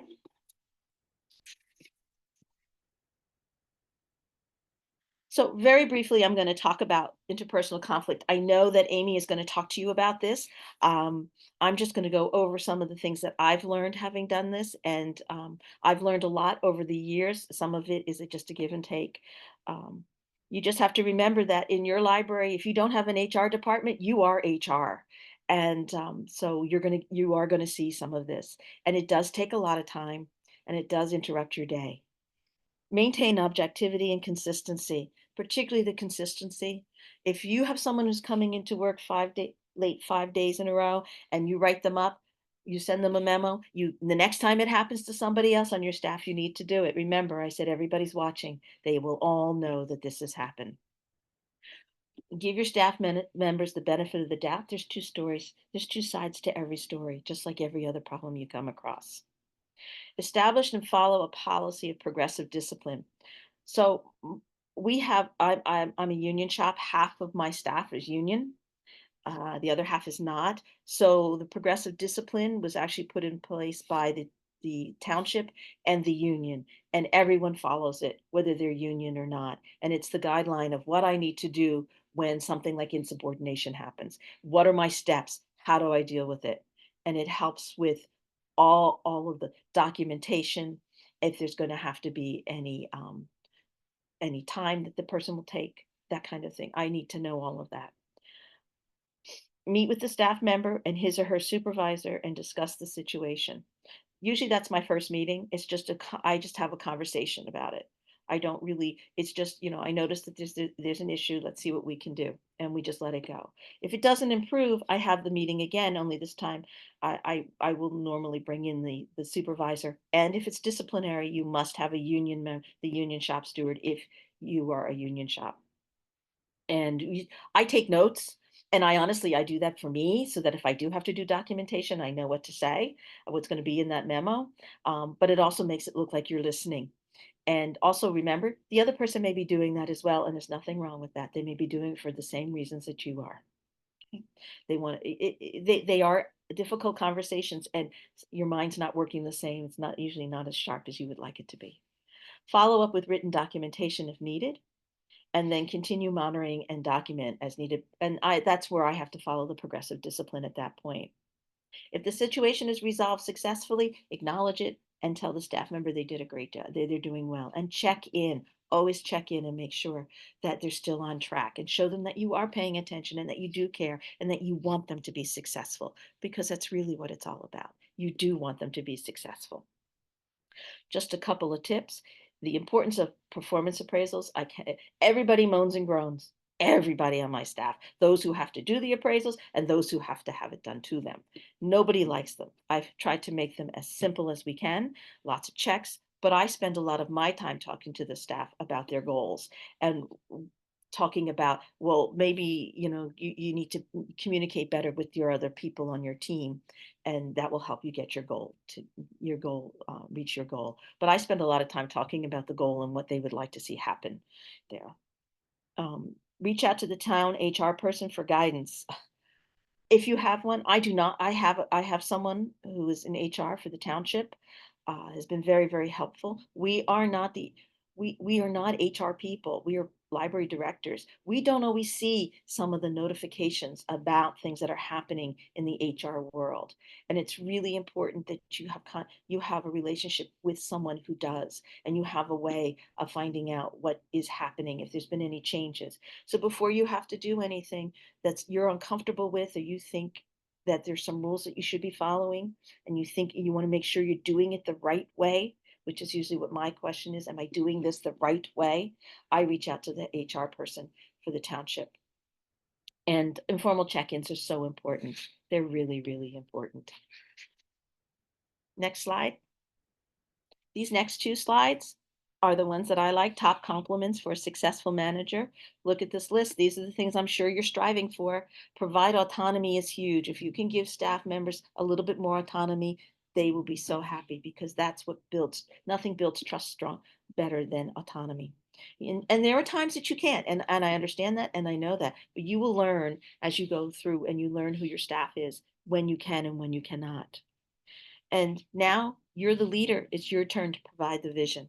And it's really, really important that you provide that vision and have, it's the guide that your staff will use as to what kind of library you have planned to have.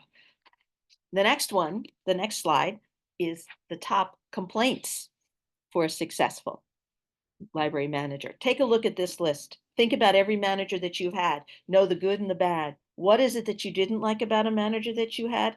You know right away that's not what you want to replicate. On this list, there's so many things to say, but avoiding conflict is really important. Don't procrastinate, because that will just allow it to mushroom. And it's so hard because we're busy people. You've got 8 balls in the air, and now you've got to figure out how you're going to deal with this, but it will save you time in the long run. So the next slide is some random thoughts before I go. Your role has changed dramatically, whether you have been in this organization for a long time and you are now the director, or you're just a new director. And I think what's really important is the difference now is you make it possible for others to get things done. Hardest thing for me to have learned. I was assistant director for so long. It was my job to make sure that the director would give me things to do and make sure that those things get done. Now I get to do that. And that's kind of hard sometimes for me to do, because I'm so used to being the person who did it. But isn't that a wonderful thing to be able to say you are the one who can now get things done? Delegating. Oh, never underestimate the power of delegating, but know who you can delegate things to. Who on your staff can you give these things to? And also, that's a little bit like the autonomy. It does help them feel responsible, and it does build respect. Not every crisis that comes about is something that has to be taken care of right away. It's just like life. Sometimes you just got to wait it out and see what happens. You may follow it and see what happens. This is like that lunchtime where I would hear about something that's going on among the staff, and I would watch it and I would see, and sometimes it'll take care of itself and sometimes it doesn't. And project confidence, even when you don't feel it. People will believe that you can handle things.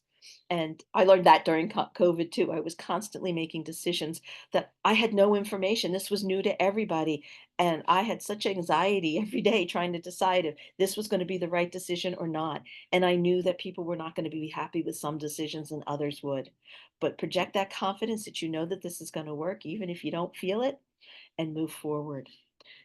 So as a new director, always remember to be observant. Watch what's happening around you. Be patient, listen, and communicate. Remember how important communication is. So, next slide, Bob. Good luck as your new director. And I thank you all very much. And if you have any questions, I'll take them now. I think that's better. Thank you very much, Leah. That was excellent as always. Like you said, in the past few years, your words of wisdom and experience are invaluable. And we currently have one question in the Q&A, and it's basically asking if we could see a copy of one of your plans of service. Well, as you know, I'm not having much success with sharing my slide today. So if you would like to, my email is on the on the screen. Please email me. Email me today. I have it here. I will send you a copy of my plan of service, and you can see it. Or I can send it to Bob. And do you want to just send it out to them? Yeah, that might be good. That might be best. Okay. If you can just send it to me later on, and I'll send it out to all the attendees. Yes. And yeah, that should be good.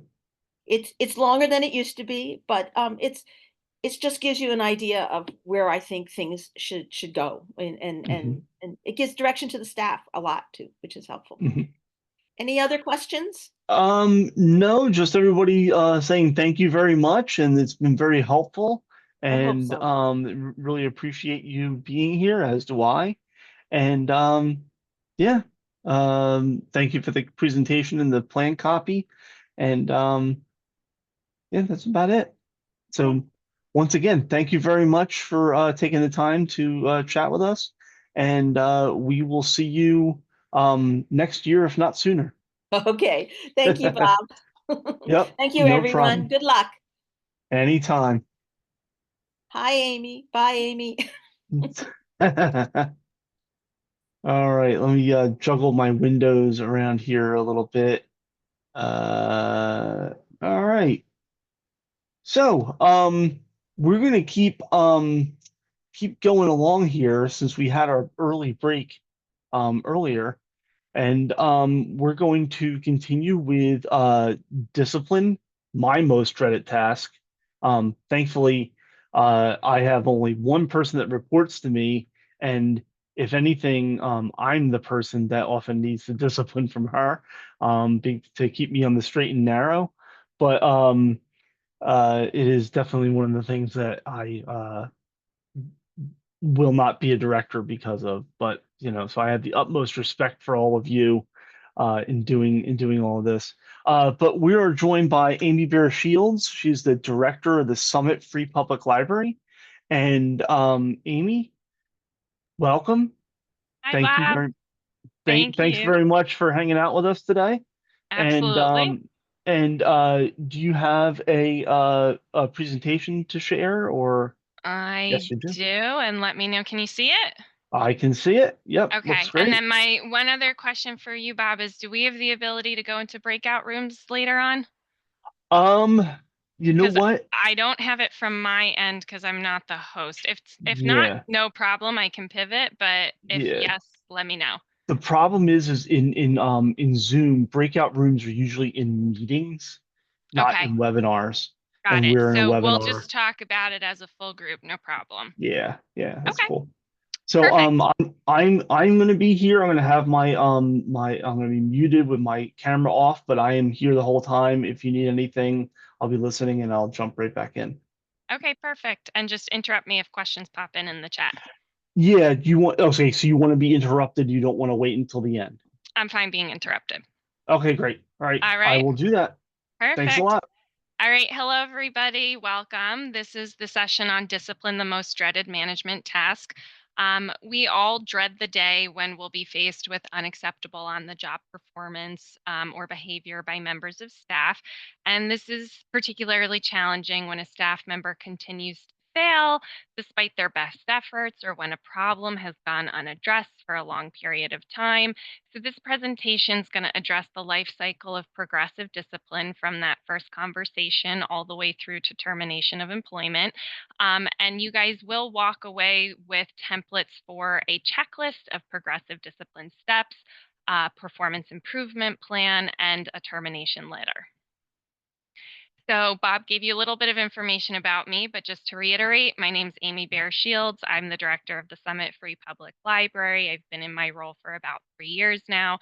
In addition to my master's in library science, I'm a certified professional with the Society of Human Resources Management. Prior to working as a director, I worked as a human resources generalist, a youth services department supervisor, and a youth services librarian for Somerset County Library System. And I am incredibly passionate about integrating human resources and leadership with empathy. So let's take a look at our agenda for today. So we're going to start by covering the basics of discipline just to make sure that we're all on the same playing field with what we're discussing. Then we'll jump into the progressive discipline steps. We'll talk about a performance improvement plan and what that looks like. We will look at a termination letter. We'll touch on, the pros and cons and what should be included in a progressive disciplinary policy. We'll talk about, we'll do a little bit of practice, and then I'll leave a decent chunk of time at the end for some questions. So if you could enter into the chat, have you ever had to terminate a staff member?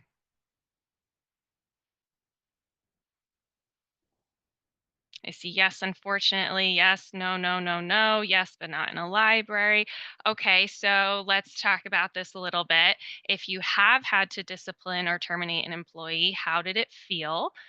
If you haven't, how do you think it would make you feel? So enter into the chat what sort of feelings you think you might get from it. It felt awful, yep. Terrified. Very upsetting, awful, horrible. Yeah, awful because I was directed to do it and thought it was wrong. That's a very rough one. It will be uncomfortable. And yes, absolutely to all of these things. So, Paulette, you hit the nail on the head. It's uncomfortable, right? It's one of life's very unfortunate realities that if you're a supervisor, a manager, or especially as a director, and you have not already, you're going to have to discipline and likely terminate an employee at some point in your career. But hopefully, with this presentation, we're going to go into knowing it that this will be a difficult conversation, but we're also going to go into it knowing that we're going to be as prepared as we can be for it. So let's talk about the basics. Employee discipline at its core is about ensuring a safe, pleasant, and fair work environment. So looking at our most basic level, we do want to nip problems in the bud as they happen. Feedback of any kind and consequences have way more of an impact when it's immediate and in the moment, but in private. Don't ever wait to talk to an employee to address an issue. Whatever discussion you have with them is for nothing because there's a complete disconnect between the action and the feedback at that point.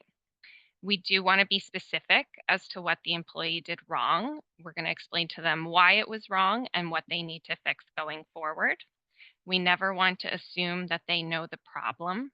When people aren't told the expectations, they'll do what they think should be done, which may not be in line with what you would like to have done. We do want to document verbal discussions and then proceed with the progressive disciplinary steps that we're going to talk about. Putting things in writing signifies permanency, and when things are written, there's more of an impact on the employee. It's usually not until it's in written form that it gets the full attention of the employee. Don't keep having multiple conversations with the employee without documenting them or proceeding to the next step in progressive discipline. You want to be sure to document that they understand and acknowledge what you've told them, whether it's having them respond through email or signing a form. And unless it's documented, it essentially does not exist for purposes of ongoing discipline, unemployment, or worst case scenario, a lawsuit. You do want to keep your word and stick to upholding the consequences if their behavior shouldn't improve. Because if there were no consequences, why are they going to change their behavior, right? People will do what you give them the space and allow them to do. Don't give empty threats and think it's just going to go away over time. If anything, things will get much, much worse. Do be consistent in how you discipline different employees for similar offenses. Having a verbal conversation with one employee and firing another employee for a similar or the same issue can open you up to liability and potential discrimination claims. And finally, don't use personal attacks or anything that could be considered discriminatory when disciplining employees. Keep the focus on issues that are job related. So that gets us on our kind of level base for where we're going to jump off from. So let's talk about progressive discipline. The progressive discipline refers to the process that employers commonly use to manage employee behavior, performance issues, or violations of the organization's policies. It's called progressive because consequences generally continue to increase in severity as behaviors or performance don't meet the expected and communicated standards. And the purpose of progressive discipline is to change behavior by communicating to employees that an issue exists and discussing the opportunity to improve. So our steps generally include a self-check, conversations, counseling, coaching, a verbal warning, a written warning, a final warning that includes some sort of consequence such as suspension, and ultimately termination. And I have a note in here that says to include it in the relevant performance evaluation to the time of year, and you should do just that. No matter where you are, be sure to document whatever is going on in the relevant evaluation to that time of year. As a quick aside, I do want to set a disclaimer that I am not an attorney. And when it comes to discipline, as you progress, it's always important to touch base either with your HR department, your municipal HR, or as the director, most likely with your labor attorney. And to try and lighten an otherwise morose topic, I'm going to use this guy as my example in some of what we discussed today. Does everyone know who this is? If you know who he is, put it in the chat.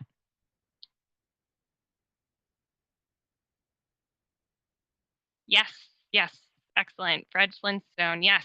And now the slightly harder question, does anyone remember what Fred did for one of his jobs? He had a few jobs over the course of the show, but does anyone know what he did? He moved rocks. He worked in a quarry with Barney. Yes, so for the purposes of today, we're going to be discussing Fred in his role as a Bronto crane operator for the Slate Rock and Gravel Company under his supervisor, Mr. George Slate. Now, if you're unfamiliar with the show, Fred gets fired and rehired multiple times over the course of the show because of his and his friend Barney's antics, which, you know, not something I would recommend doing. And Fred is short-tempered, he's impulsive, he's disorganized, and as a result, he can be accident-prone. So let's look at our first document, and that is our progressive discipline checklist. This is not necessarily a document that you're going to be sharing with staff, but it's to help you keep track of steps and dates. It's a guide for your own internal documentation purposes, and it's going to outline the steps that we're about to discuss. And again, as a reminder, this is one of the templates that's going to be shared with you after this session. So many places are going to tell you that step one is to jump into coaching or counseling the staff member. I have a secret step one, which is to start with a self-check to make sure that you are on the correct disciplinary path for this employee. So you're going to start by checking in with yourself and asking, have I been communicating my expectations clearly? If yes, how have they been communicated? Have I supplied adequate resources and training? Do I have an unconscious bias against this person for any reason? Assuming you've answered these, then it's time to move on to that next step of conversations, coaching, and counseling. But I can't tell you the number of times where an employee is in the line for discipline, but it turns out they never had any sort of onboarding, and so they're unfamiliar with the process. And really, it's not on them, it's on us as directors or supervisors or managers to get that person in a place where they're prepared. So when having the initial conversations with the staff member, you're going to want to meet with them in person to discuss the issue at hand. You're going to want to be very upfront about the issue. Don't skirt around it at all, and be ready to provide an example or examples of what happened with exact dates. You're going to give them the opportunity to respond because this is a two-way conversation as you work towards success together. And be clear about what the organization's expectations are and ask the employee to confirm understanding. You'll discuss an exact timeline for expected change, and at the end of the conversation, you want to let them know that your goal is to see them succeed and to help them reach success, but that you both need to work towards that. I usually informally document this conversation in some way with just the facts. My favorite way to go about it is I send myself an email, and that way I have it in my emails as my informal documentation. You can do it in whatever way works best for you and your system. With the first verbal warning, you're going to meet with the employee again. It's going to go very similarly to your initial conversations. Let them know why you're meeting, that this is an official verbal warning, and discuss the issue at hand and that you have not yet seen improvement. Again, give them the opportunity to respond, provide the clear expectations, and develop a new time frame for improvement. You're going to send a follow-up email to them outlining the expectations and the time frame on that same day, and asking them to confirm receipt and understanding. And then this is when I start looping in, if needed, your HR, potentially your labor attorney, or whoever else needs to be notified. With the written warning, you're going to meet with the staff member to provide them with a performance memo or a performance improvement plan. You're going to outline the issues, provide a time frame for correcting them, and answer any questions that they might have, such as, how do I appeal this, right? And you're both going to sign the document to note, again, receipt and understanding, not necessarily agreement, before you then forward it on to, the next party if necessary. So we're going to, before we continue, we're going to take a moment and we're going to talk about the Performance Improvement Plan, which is also referred to as a PIP. The PIP is an opportunity to further address the employee who's falling short of expectations. So we're going to look at an example of what to include in a PIP using our friend Fred. Side note, this is another template that you'll receive after this session. At its most basic level, a PIP should include information on what acceptable performance levels are and how the employee's current performance is deficient. Specifics regarding the unacceptable performance should be given, including dates, data, detailed explanations, etc. You're always going to want to assume when you're writing this that a third party may at some point look at this document. So you're going to need to write everything out from the beginning in very clear language. You'll want to include the employee's basic information, name, job title, department, supervisor. You're also going to want to include the start date of this plan, the end date, and the check-in dates in between.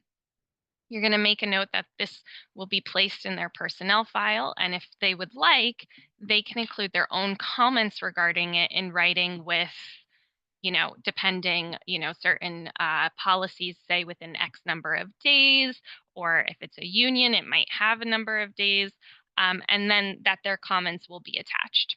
You're going to state the reasons why you're recommending a PIP. You're going to note the prior steps that were taken, including the conversations that were had regarding this issue, and you're going to supply specific dates, examples of incidents and conversations, and the next disciplinary steps. So for Fred, we might say, over the past 3 months, Fred has arrived late for over 30% of all shifts.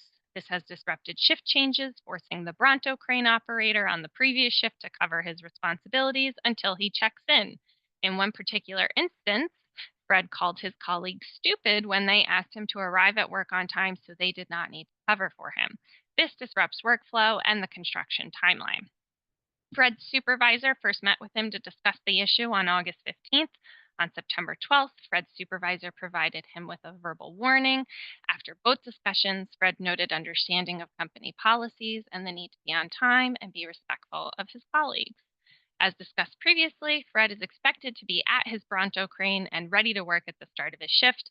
Failure to improve or other incidents may result in additional disciplinary action up to and including termination.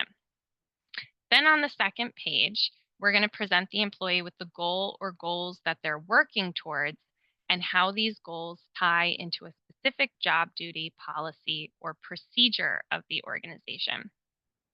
We're going to provide specific actions to improve, resources to help, and a target date to achieve improvement or success. We'll give any other additional necessary information unless the expected outcome or way that success will be measured. And then you're going to leave a space for both you and the employee to sign. So again, in looking at Fred, our first goal is to improve time management. The job duty policy or procedure it connects to is that staff at Slate Rock and Gravel Company are expected to adhere to schedules set by their supervisor. They're expected to be on time and ready to work at the start of each shift. The specific actions to improve are going to be that Fred will check in with his supervisor as he arrives each morning so that they can officially note his arrival time. Fred is expected to be at his supervisor's desk at 8 a.m. each morning.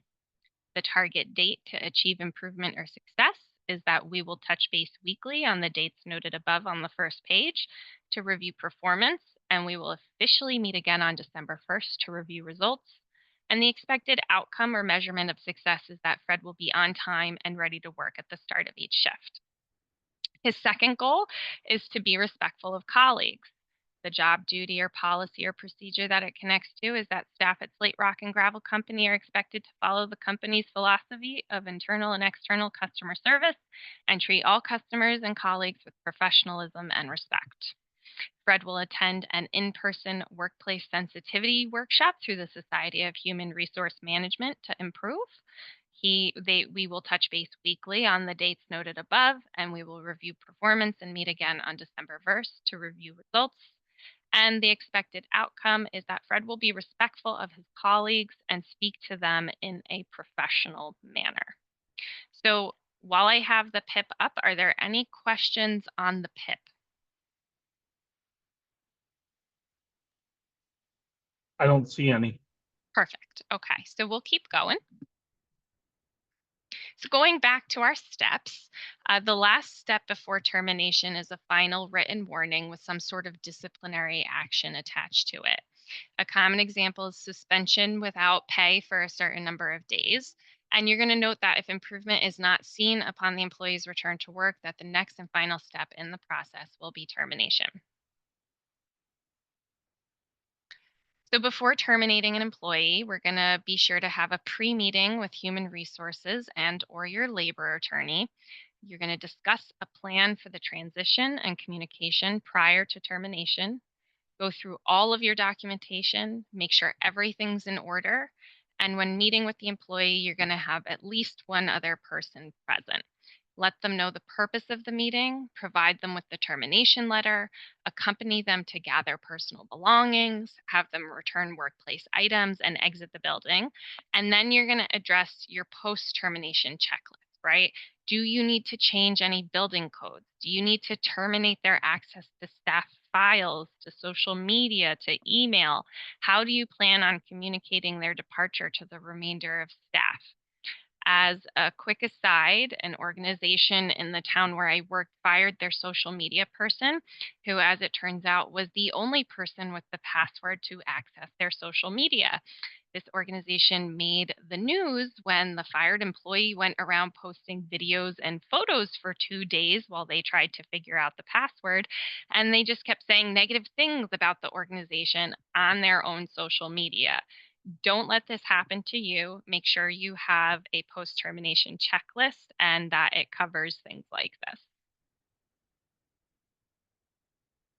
So let's talk about the termination letter. We'll look at a sample letter. And a good letter is, of course, addressed to the employee. It contains answers to any questions that they might have, but not initially think to ask during that termination meeting. So you're going to start by providing the purpose for the letter and information about pay. So we might say this letter is to inform you that your employment with Slate Rock and Gravel Company will terminate effective immediately, December 1st. You will be paid for the remainder of the week through December 5th, and your final paycheck will be deposited via direct deposit on December 15th. Next, provide information about why they're being terminated and the steps that were taken, and you're going to keep it very general at this point. Your employment is terminated for performance-related reasons. The areas for development were documented by your supervisor and discussed with you on several occasions over the past 6 months. Multiple steps were taken to provide you with the opportunity for growth and improvement with the expectation that these measures would bring your skills to an acceptable level. Unfortunately, this did not happen. Then you're going to provide information about what will happen to any benefits that they might have. So you might say you will receive a notice from Yabba Dabba Doo Health regarding your continuation of benefits through COBRA. You may be eligible for unemployment benefits through the state. And then you're going to provide information about what needs to be returned to the library. So you will need to return your name badge and any other library property that you may have. If you have any personal items at the library, please make arrangements with your supervisor to pick them up. You can wish them success in their future endeavors and sign it. Now, since we're an at-will state, if this is an at-will termination, there's no need to include the circumstances around the termination, and the letter is simply a notice of termination that also informs the employee of their rights. So let's quick talk about a progressive discipline policy. The discipline policy is designed to provide a structured corrective action process to address employee behavior and performance issues. So is it a good idea? So some directors, attorneys, HR professionals question whether or not having a discipline or corrective action policy in place as it relates to progressive discipline is a good idea or not. It's generally agreed upon that when such a policy is in place, it must be carefully designed and backed up by clear procedures. And here's the key: administered by well-trained supervisors, right? So on one hand, a discipline policy, if not carefully crafted, can hinder your ability to swiftly terminate an employee. But on the other hand, such a policy goes a really long way in helping to build and enforce a strong, non-discriminatory, non-retaliatory basis for termination or other adverse employment action through things like PIPs and warnings, etc. A discipline policy can provide staff with some level of comfort that they won't be severely disciplined or terminated for minor infractions, thereby creating a stable, comfortable, and productive work environment. But you don't want it to be misconstrued that all steps must be followed no matter the infraction. Perhaps the best reason to have one in place is that it forces employers to look at every disciplinary action and document the same, which ensures uniformity, consistency, and thus minimizes exposure to discrimination claims.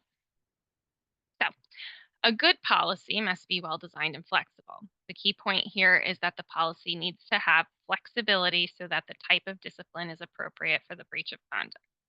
Policies, of course, can't anticipate every situation, so the goal is to create a policy or procedure that works in multiple situations. For example, there will be situations where you will use each step in the process: the verbal warning, the written warning, a final warning, etc., and then termination. But in some instances, you might need to make more severe measures of disciplinary action for certain offenses.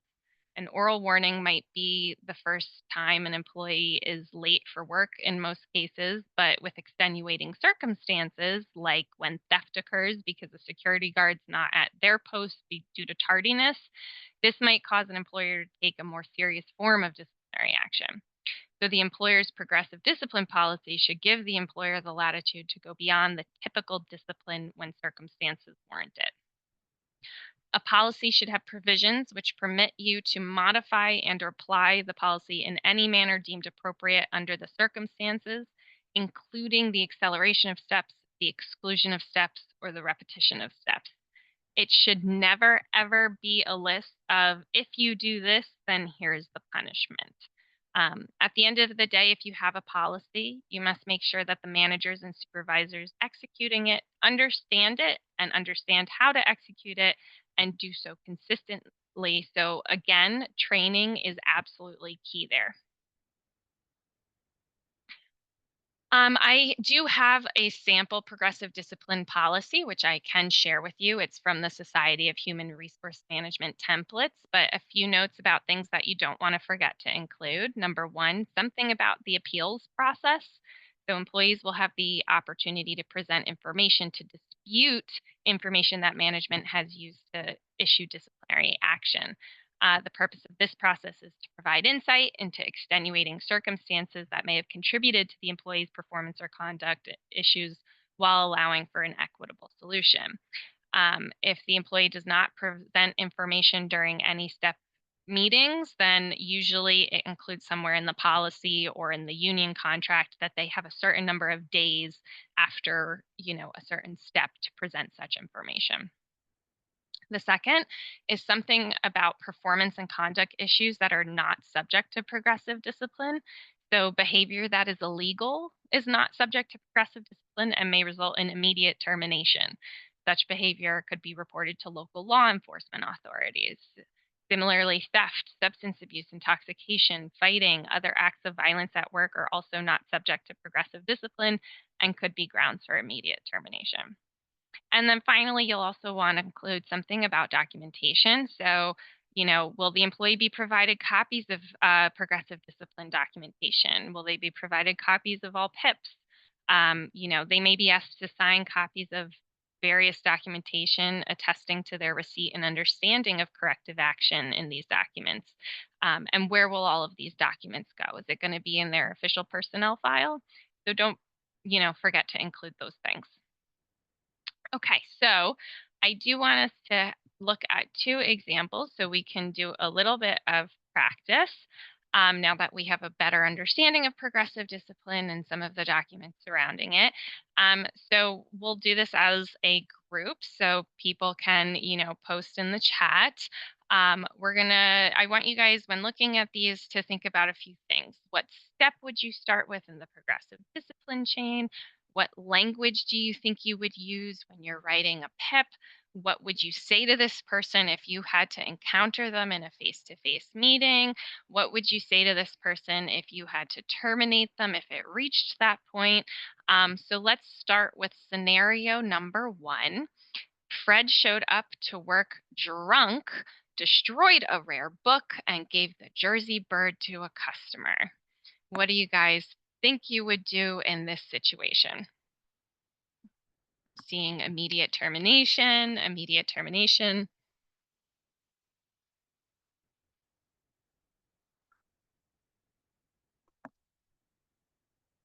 Very good. So that's a kind of a simple, easy one, right? Something like this would be grounds for immediate termination. Now, we all know as directors and managers that it's usually not this clear cut, and it would almost be lovely if it was always this clear cut, right? And after you immediately terminate him, what's the first thing you're going to start doing?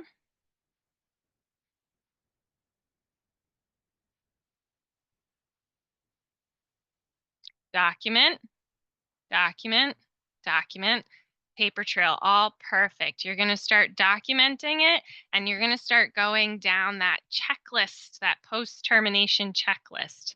Exactly. Very good, Karen. Post-termination checklist. Absolutely. So, don't forget to document and go through that post-termination checklist so that you're ready should Fred come back to you with some sort of lawsuit.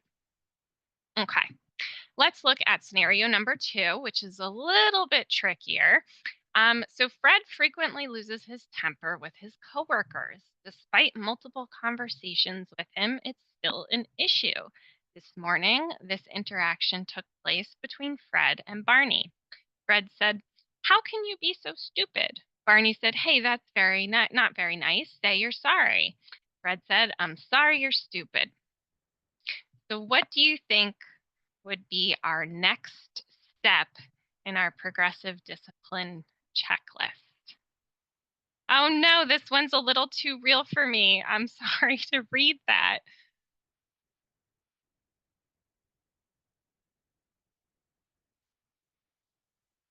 I see a conversation with Fred, either verbal or a warning.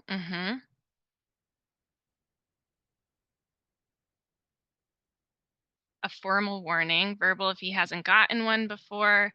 Fred's ready for a PIP since there have been conversations. PIP, verbal warning. Right. So you guys are absolutely on the right path here. I mean, because it references multiple conversations with him, you could either move on to that formal verbal warning. I'd probably start with the formal written warning. It sounds like Fred is definitely ready for that PIP. But it, I would say the spectrum of our answers kind of shows you that there's no one right answer with these disciplinary actions, right? It's always, what do we think is the best next step? And as long as we're documenting it, treating everyone fairly, you know, there really is no wrong answer at that point.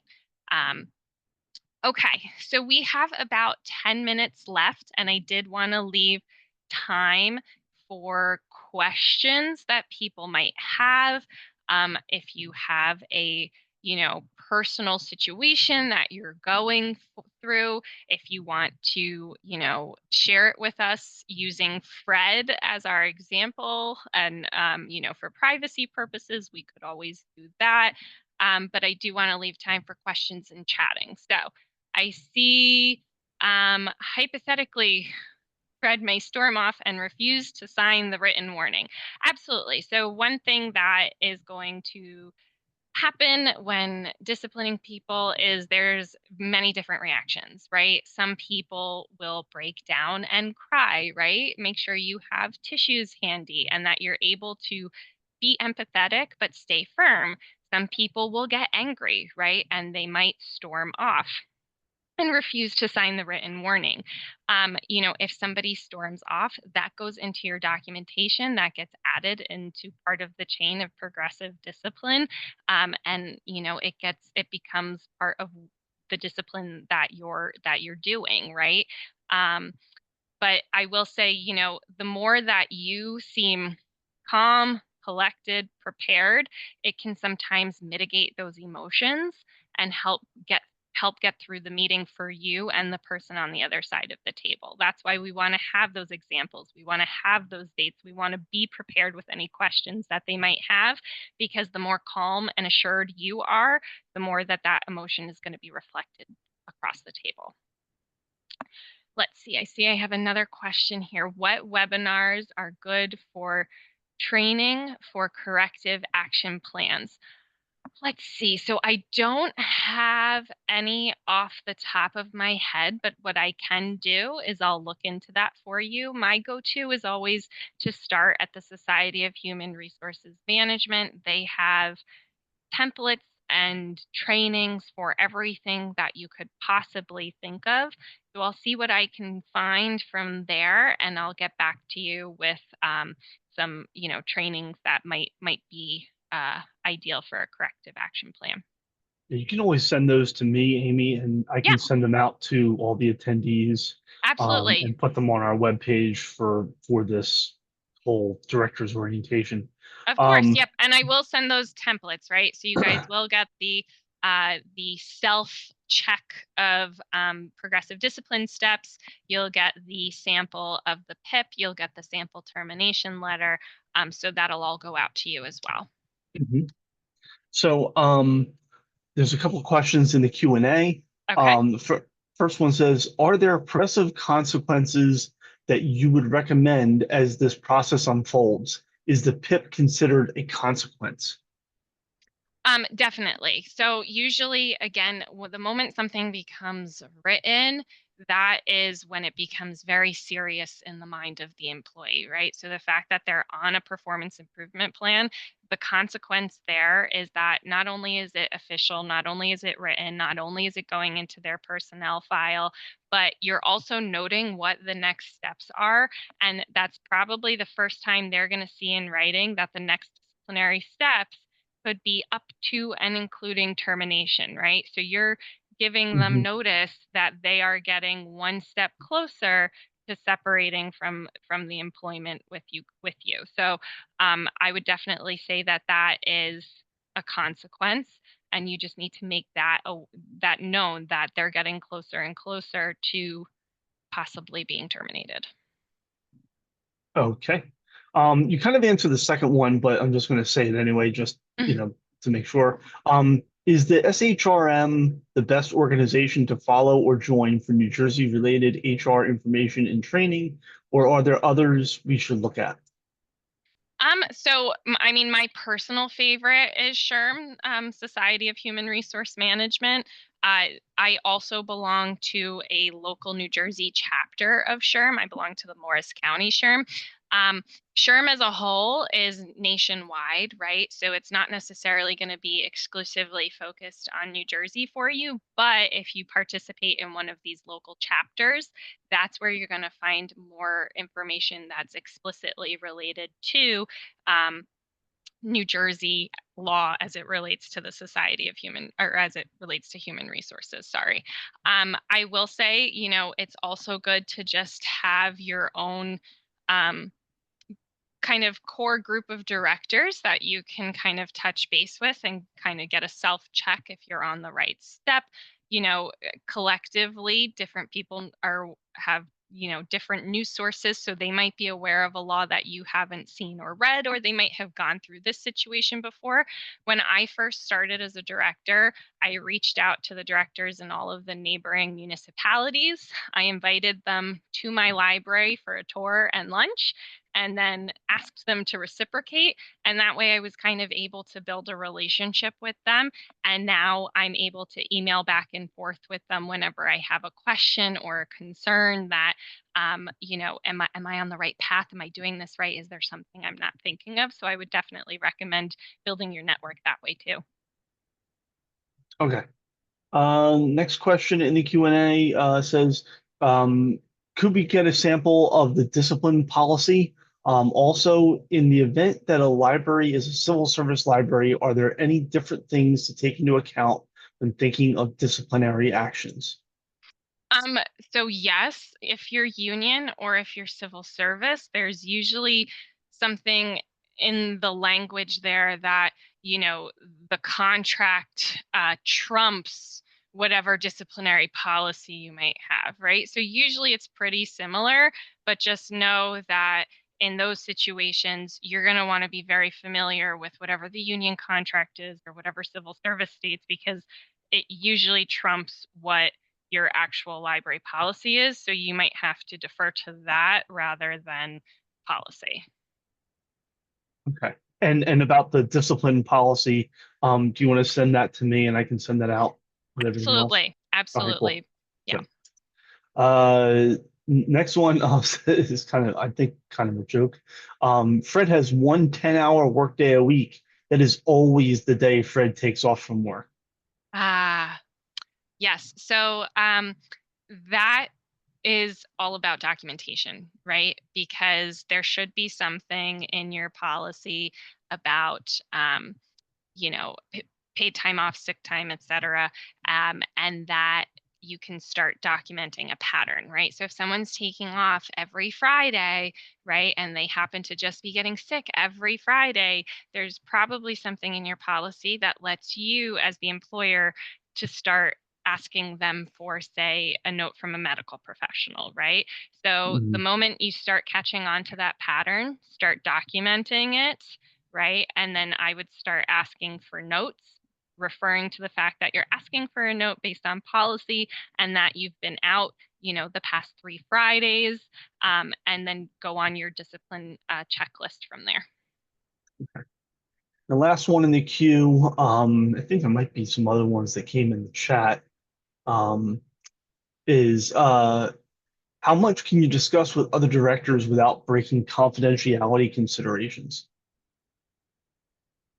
I think as long as you're able to put it in general terms, right, that you're, you know, you can have a conversation that gets to the point of the matter without explicitly stating who the person is, what department they're in, things like that. I mean, generally speaking, I've found that directors, you know, have an understanding that we're all dealing with the same thing, that we're all dealing with very private matters.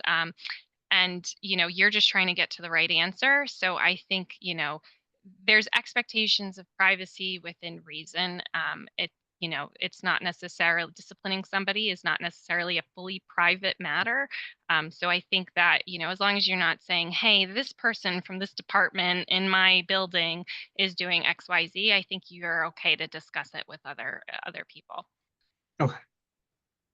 And let's do 1 or 2 last questions before, well, one last question before Tiffany has to get on at 11:30.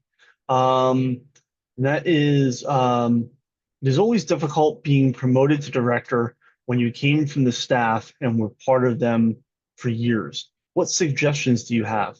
I found that I have pulled away more than when I was a department head and very much had boots on the ground then. Yeah, so I mean, I've played that role as well, not in becoming a director, but in a supervisory role where I worked in a department for years and then I became the supervisor of that department. When I first started, I let everybody know that, while I had worked with them for years, I was in a new role now, kind of responsibilities would shift. And that when I had to put my supervisor hat on with them, I would say just that, like, I'm going to have to put my supervisor hat on right now and we need to have a conversation. Right. And that kind of let them know that, hey, I'm in this new role. I'm, serious about what I have to do. And sometimes we're going to have serious conversations. Um, Other than that, I would say that, you know, it's also kind of lonely at the top, right? People start treating you very differently once you're in a role that can be disciplinary. And that's another reason to kind of build your network up around you of other directors that because, it's I remember when I first started working in human resources, all of a sudden, every time I entered a room, it was like human resources is in the room, right? So I became more my role than just Amy who worked at the library, right? And so, it's important to not feel that loneliness and feel like you have support from other people, and that can be hard at the top. So it's extra important to build up that network that you have. And, going through something like new supervisor or new directors training with the state library, there is a list of probably, I think it was 55 people who went through this with you, who are a good place to start. Excellent. All right, and I lied. There's one last question in the Q&A. Sure. Really quick, are PIPs ever appropriate to be given to an employee without first going through the progressive discipline route as a corrective action rather than as a last resort? No, I would never give somebody a PIP right off the bat. Like I said, the moment something becomes written down, it's wild how much it changes somebody's perspective on it, right? Conversations, people, they think, okay, we're just having a conversation. The moment you write it down, they take it seriously, right? And so handing them that PIP, you're going to be catching them off guard. You're not having, giving any sort of sense of, leading up to something bigger. So I would always, definitely you can have in the initial conversations, include information that you would include in the PIP, right? Like in your conversation, include the policy that it aligns to, right? So that by the time you reach the PIP, it's all information they've heard before. Now it's just written down in a very formal and official way.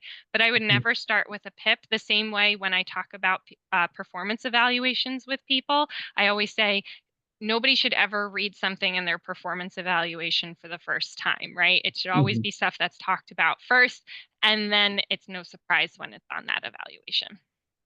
Cool. Okay. So I think that is it. That's all the time we have before Tiffany gets on for her thing. Amy, thank you very much for taking the time to talk with us about this.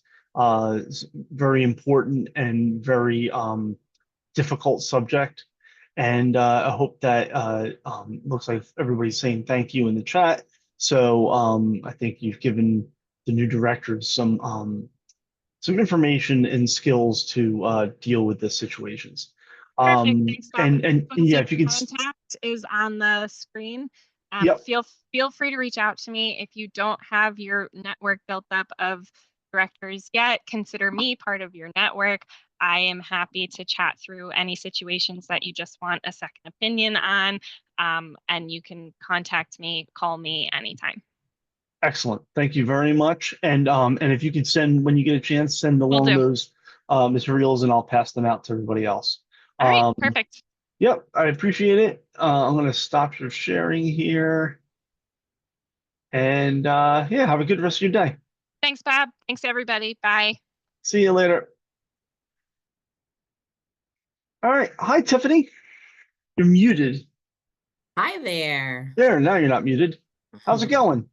Good. How are you doing? I'm doing well. Michelle is sick today, so you're just gonna suffer through with me. Um, so welcome, Tiffany McClary, the Director of Communications, Marketing, and Outreach at the New Jersey State Library. And Tiffany is going to speak to all of you, new directors, about marketing and public relations at your library. Do you have a slideshow to share or anything? Yes, I will share that now. Okay. I'm getting so used to using Teams, I have to get my bearings with Zoom. Yeah, I just read an article that Google is trying to make a product to compete with Teams. And I don't know what that means for anything, but I just thought it was interesting. Everything continues to change. So Of course. okay, so when you're doing your presentation, if people have questions, do you want to hold them until the end or have me interrupt you or I guess we can hold them till the end. okay. That sounds good. So everyone, if you have any questions for Tiffany as she does her presentation, please put them in the Q&A and I will pose them to her when she is done with her presentation. And I will be here the whole time, Tiffany. I'm just going to turn off my video and mute myself so they don't have to look at me. Okay. Thanks so much, Bob. No problem. And hello, everyone. Again, I'm Tiffany McClary. I'm the Director of Communications, Marketing, and Outreach at the New Jersey State Library. I've been at the State Library, I think I'm at 13 years, going on 14. So it's been quite a while that I've been doing communications and marketing, and we've evolved and changed over the years. So today, I actually would like to kind of give a high-level overview of some of the things that we're working on at the State Library with regard to marketing, some tips and tools and resources that I think you can utilize locally at your public library. And as always, if anyone is looking for any guidance or feedback or has any questions for me, please always feel free to contact me. I'm always available. So just to start off, this is our team. Myself, Julia Giantomasi, she's actually our social media and marketing coordinator. So if any of you receive any of our newsletters, which I will get into in a little bit, she's the person behind that. She also is the person behind our social media accounts. And then we have a new addition to the team, Alexia Kellum, who is our communications technology specialist. So this is somewhat of a new position that was created at the State Library. It happened post-pandemic when we found that most of our events and programming were happening online via Zoom and via Teams, and we felt like we needed a person that could really guide us through all of those communication technologies like using Zoom and Teams and others. We are diving a little deeper into utilizing video. And a new aspect that we recently started with a lot of the changes that have happened with Microsoft Office tools is Alexia is our in-house professional development trainer. So she puts together a lot of tutorial videos to train staff on how to use all of our enterprise technologies. So that's more of like an internal communications role, but it is definitely needed when you have a lot of emerging technologies and changing technologies, and you really want to make sure that staff are able to fully use all of the functions of the tools that you're paying for. So Alexia has been doing a lot of work in that area. We also recently underwent an accessibility audit at the State Library. So Alexia played a big role in training our staff on how to ensure that our Word documents and our PDFs and our PowerPoints and videos, when we're sharing them externally, that they are accessible to everyone. So let's dive right in. And the first topic that I'd like to talk about is email marketing, which I think is kind of the bread and butter for our marketing office here at the State Library. It's our major touch point of communication. We have several newsletters that we send out to various audiences. Hopefully, you're all signed up for NJSL Direct. That's actually our newsletter that goes out to library staff, the library community at large, any library partners or just folks who are interested in updates and news from the State Library on all things libraries. We put out important deadlines, grant opportunities, not only from the State Library, but other opportunities that we see that crop up, whether it's within the state or nationwide. We really try to just keep that newsletter full of information that any library staff member across the state might find useful. And then next we have our NJ PubLibs distribution, which actually is for library directors only. So we keep these distributions limited to the information that is relevant for library directors. So, New Jersey Public Library directors specifically. Bob and his team, Bob and Sahar, they manage that list, and they are the ones that you would need to contact to make sure that you're on that list. But again, highly recommended. You don't want to miss any important information. You don't want to miss any important deadlines specific to library directors. So sign up for that if you're not already receiving it. And then we also have another newsletter, NJSL Presents, which is the State Library's newsletter. So not necessarily focused on libraries, but more publicly facing.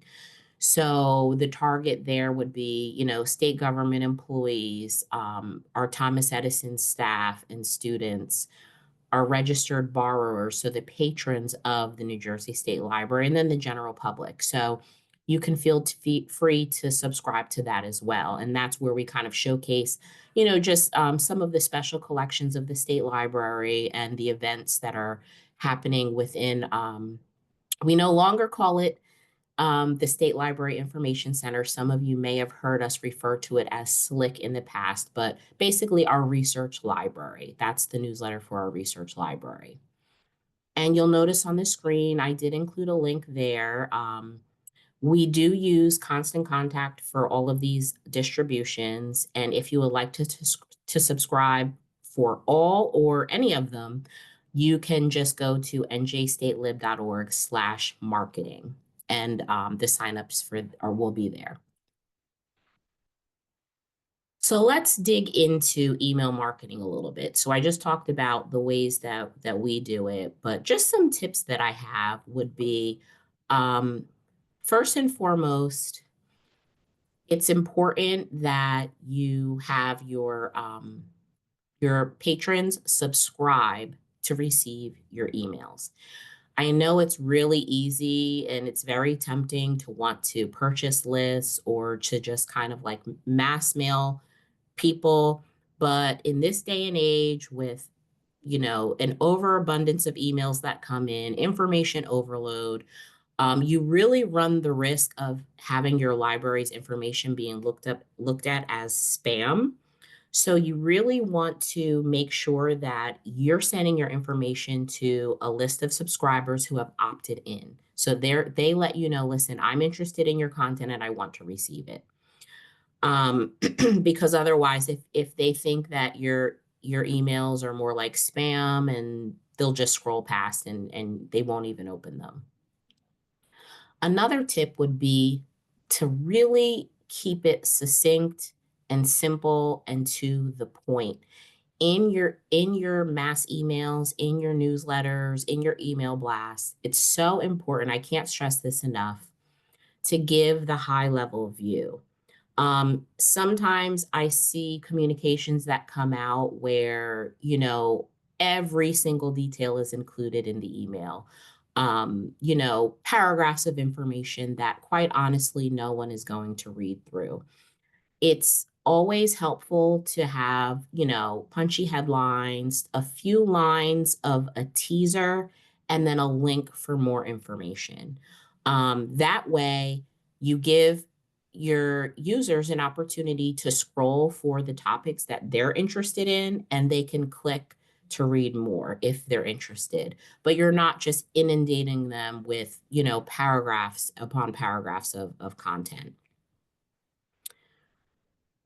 Another tip that we have found particularly useful with our newsletters is our timing.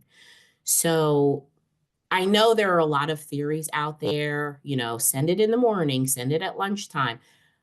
I don't really subscribe to any of that, but as far as timing is concerned, I do think it's important to be consistent.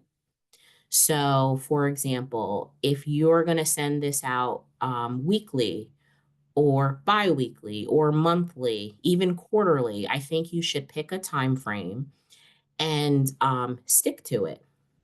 Our NJSL Direct goes out 10:30 a.m. on Monday mornings. So everyone knows to expect Monday morning, we're going to get NJSL Direct in our inbox. There are exceptions. You know, there are times where we're waiting on content. You know, we might have to hold it for a few hours, but or maybe the holiday falls on a Monday, so we end up sending it on a Tuesday. There's exceptions to every rule. But for the most part, 10:30 a.m. Monday morning, it's something that our subscribers have come to expect. And with consistency, it's not limited to your timing, but I think that also would include your formatting of your emails and of your newsletters. So try to come up with a template that has, you know, a header and a footer and uses, you know, similar headlines and colors and layout, you know, subheads, so that when your users open up your email, they're able at a glance to figure out and locate and navigate to the specific information that they're interested in. Because let's face it, no one is interested in all of your content. So you want to make your newsletters very familiar so that they can hone in on the areas that are of interest to them. Make it easier for them to scroll through and to navigate. And my last tip for email marketing is really that it's not a one and done marketing vehicle. This is really a way to build a relationship over time. And you really want to treat it that way.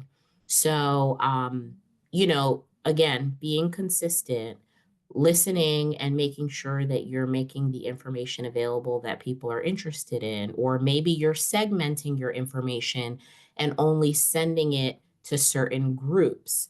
Perhaps maybe periodically you're issuing a survey just to, you know, to ask questions and figure out if there are better ways that you could be sharing information with your patrons. So again, just not necessarily thinking about it as just a way to blast out your content, but really think of your newsletter as a mechanism to build a relationship.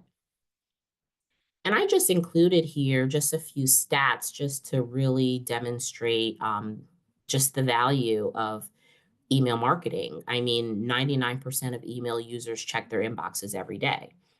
56% of people check their emails before they even check their social media or the news. There's another stat that says that the number of email users is set to grow to 4.6 billion users in 2025. So, you know, this is an area of marketing that is just not going anywhere. It's the easiest way to get in front of your patrons. It's the easiest way to get in front of your community. So even in front of your partners. So I definitely recommend spending some time in this area.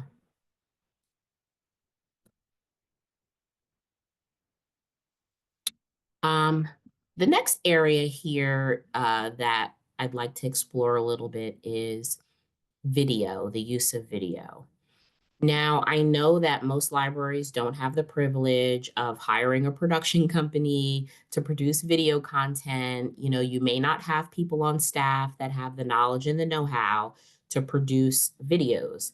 So a great way to get around this is to simply record your events and share them via YouTube. And that's essentially what we do here at the State Library. We have a series of lunchtime learning events. So it includes, you know, author talks, and we invite speakers in from, you know, all different types of subject areas. And in the past, these were in-person events, but now they're all virtual. So it's made life a lot easier for us.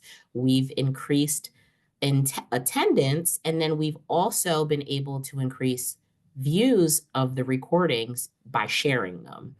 So before the event, we post a brief promo with the date and time, you know, information. And then after the event, we are able to slice and dice snippets of these videos and tease them out on social media to drive traffic over to our YouTube playlist. And it's really important to develop playlists for your YouTube. In the past, we used to just kind of, you know, record videos, record webinars, and we would just simply throw them up on YouTube with no rhyme or reason. And a few years ago, myself and Julia, our social media and marketing coordinator, we attended a digital marketing summit in Philadelphia. And one of the tips that we learned from the summit was the importance of not only organizing your content into playlists, but also to brand everything, to make sure that you have a clean, cohesive look for all of your videos. And as you can see, we have a template here. There's like a column on the right-hand side that includes our logo. It includes the topic and the speaker. And then we also make sure that we utilize the description area for each video to really, you know, describe the topic and any other relevant information there. And the point of this is that, you know, you're really showcasing your brand, and you just want to make sure that it's clean, that it's standard, and that it's uniform, and not just a hodgepodge of random videos. So again, you know, create playlists that are based on topics, events, or programs. And the beauty of this is when our social media content is low, we're actually able to repurpose a lot of this. So maybe, like I said, we take a snippet and we tease it out and we drive people over to YouTube. Or there are times where we actually post entire playlists via social media. So it's like, hey, have you missed our NJSL Presents events? Check out this playlist and you know, see what you've missed. So again, you know, videos are never one and done. You can always share videos of previous events, or you can, you know, just figure out other ways to repurpose the content just to get more mileage out of it. Now, this next slide is actually taken from our NJSL Presents blog, which it complements the YouTube playlist. So after every event, our events coordinator, who schedules all of our author talks and lunchtime learning events, they actually write a blog recap of the event for those who missed it. And this is a great way to keep people engaged and get them excited about the next event. It's great for sharing You can include this in your newsletter. You can include it on social media. Obviously, it's already on your website. And because of this level of consistency, where we are not only promoting the event before it happens, and then we're capturing it and we're sharing the recording, and then we're also blogging recaps. And the recap does include a link to, well, actually, we embed the YouTube video within the blog post, but you could also just include a link if you would like to. But this level of pre and post event promotion has really helped us to gain a loyal following. And beyond just for our benefit, having plenty of content to promote, it also helps users who like to consume information differently. So for example, some people, they just don't want to sit through a webinar. You know, that might be boring. They might want the information, but they just don't feel like sitting through the whole video. So maybe instead they'd rather skim through the blog recap and kind of get the highlight view and decide whether or not they want to take the time to go and watch the full video.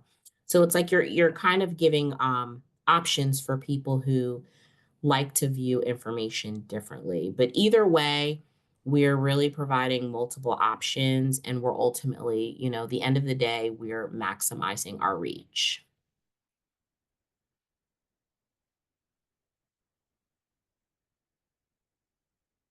And another way that we're using blogs is through our library marketing blog. So if you have not already checked this out, this is something that I definitely recommend.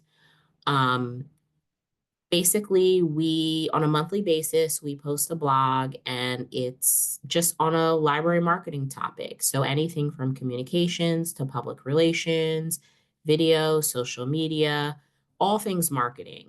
And we really like to provide this to the New Jersey library community as an educational tool. So if there are areas of marketing that you're unfamiliar with, or you're struggling with, or you're just looking for, you know, tips and tricks and resources, definitely check out our library marketing blog. It's on the State Library's website.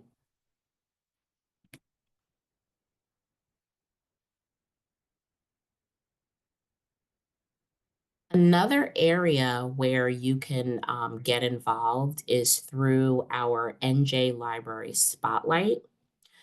And the way that this came about was I receive requests all the time from public libraries asking me to showcase, you know, an event that they're having, or, you know, something special that's happening at their library. And in the past, I kind of, you know, was forced to say no, because there's no way that we can promote everything that's happening in every community across the state. And if we were to say yes to one, then we would have to say yes to all. So one thing that we came up with recently, I think we've been doing it maybe for about a year now, is we came up with the New Jersey Library Spotlight, which we showcase on social media, primarily on our Facebook page. And we're asking libraries if they're running a unique program, if there's something fun and interesting that they're offering at their library, you know, a great service that they want to make people aware of. If there's something that you're particularly excited about, there's actually a form on our website. And if you look at the bottom of the screen here, you can submit your spotlight on the marketing page, again, njstatelib.org/marketing. And, you know, we will work with you to make sure that we have, you know, the right photos and flyers, and we'll shout out your library. We'll highlight what you're doing, just to, you know, not only try to get you some recognition locally, but just to really congratulate your library on the great work that's happening. That's really the goal, just to shine the spotlight on your library and just showcase what's happening locally. Because at the state level, we're not always able to do that. And this, you know, really gives us the opportunity to. So if you haven't already taken advantage of this, I definitely recommend it. We don't have a particular schedule that we work from. It's kind of on a case-by-case basis. Sometimes, we'll get a few in and we'll have to space them out. And then other times it's slow and we're not receiving any content. So maybe after today, we'll receive a little more if anyone here is interested. But definitely, it's just an opportunity to shine the spotlight on the great work that you're doing locally.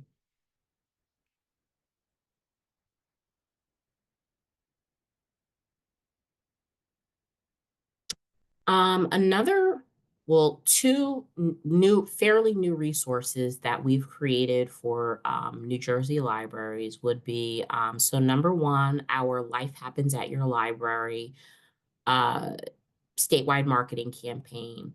We launched this campaign about 2 years ago, but the content is what I would call evergreen. So that means that you can use it at any time. It's not going to expire. It's not going to go out of style. Essentially, what we've done with this campaign is we've showcased the wide range of opportunities that are available at New Jersey Public Library. So, anything from getting help as a job seeker, or if you're a new American trying to navigate the system and find information, or, if you're a small business that's looking for information, if you're a DIYer and you're looking for information to help you complete a project, or a maker space. There's a whole series of topics available within the campaign that your library, can pick and use on demand. And basically what we've done here, and at your own leisure, you can go and explore. It's njstatelib.org/beyondbooks. Our idea was that, libraries are so much more than books. At large, people like to think that a library is just a stale old repository for books. And we really want to debunk that idea and just demonstrate just how much is available at your public library. We created videos, images, graphics for social media, and we also included hashtags that you can use for your own purposes. We included suggested captions and text that you can use. And then we took a lot of the guesswork out of it. So for example, if on Instagram, the specifications for a story are different than an Instagram post. The story is vertical. The Instagram post is square. So our graphic designer actually provided all of the different options for you so that all you have to do is download the graphics and upload them to your social media channels. We've tried to make it as easy as possible and take all of the guesswork out of it. And, I really hope that libraries will utilize it, but I do ask that you use the hashtags that we've identified, because that's the way that we'll be able to track the campaign and really, keep a record of what's happening all across the state and the buzz that the campaign is building across the state. So again, you may have seen some of our promotion about this a year or two ago. I just don't want anyone to think that the campaign is over or that the information or content is old. It's definitely still usable, and we're definitely recommending that folks continue to use it. So that's a resource for you. And then another resource here is the Media Training 101 Guidebook. So this actually came about, I had a conversation with Brett over at NJLA. Brett is the executive director of NJLA. And he came to me and he's like, I've been receiving a lot of phone calls from librarians, from library directors, and they're really struggling with reporters reaching out to them and not exactly knowing how to respond, not knowing, when to take the interview or how to tactfully say no to an interview, or how to properly conduct an interview. So we put our heads together and we came up with this Media Training 101 Guidebook. It is again, on the State Library's website under the marketing section. Actually, let me go back. This is a short link that I created here. It's a bit.ly link because the website link that we have was just way too long to post here. But if you go to the State Library's website and you navigate to the marketing section, the guidebook will be there. And if you have any questions on how to locate it, I am more than happy to send it to you. But we created a handy checklist, which goes through so many different topics, from, just understanding the media landscape to how to conduct an interview, making sure you pay attention to visual details, crisis communication, and then even how to evaluate your performance after the fact. And then we also address some frequently asked questions that I have received, as well as Brett. Again, just on how to handle uncomfortable questions that might come in, or when to go on background versus off the record. What's the difference? Preparing a holding statement when you're dealing with a crisis. How do you properly prepare those communications? So I'm really excited about the way that it turned out. We received some great feedback from the field. Before we released it, we did share it with a few folks within the state and actually outside of the state, and got some great feedback and some great suggestions. So I definitely recommend checking this out. It's something that you literally can print out and just keep at your desk and thumb through if you're ever in a bind, and if you ever have a question about how to conduct your media relations, because we know that it is kind of a touchy subject and there are a lot of questions around it. And, it's an important subject because the last thing that you want is to say the wrong thing or to cast your library in a negative light. So hopefully with this little guidebook, you'll be able to, brush up on the area. And again, I'm always available if you have specific questions. If a reporter's reached out to you and you don't know how to handle it, please don't hesitate to reach out. I'm more than happy to help you navigate through that.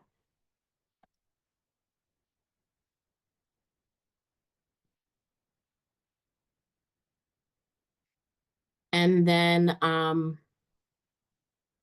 lastly here, I really just wanted to kind of talk about what I like to call the playbook, which is essentially just, how we handle marketing here at the State Library. And I think that it's a great blueprint that anyone can replicate locally at, their public library. I've talked a lot about the, events and the programming that we hold, because at the State Library, that's typically what we would promote. But if there are other things that you're looking to promote, maybe it's, your collections, maybe there are special services that you're offering. You can, whatever it is that you're looking to promote, you can use this same blueprint.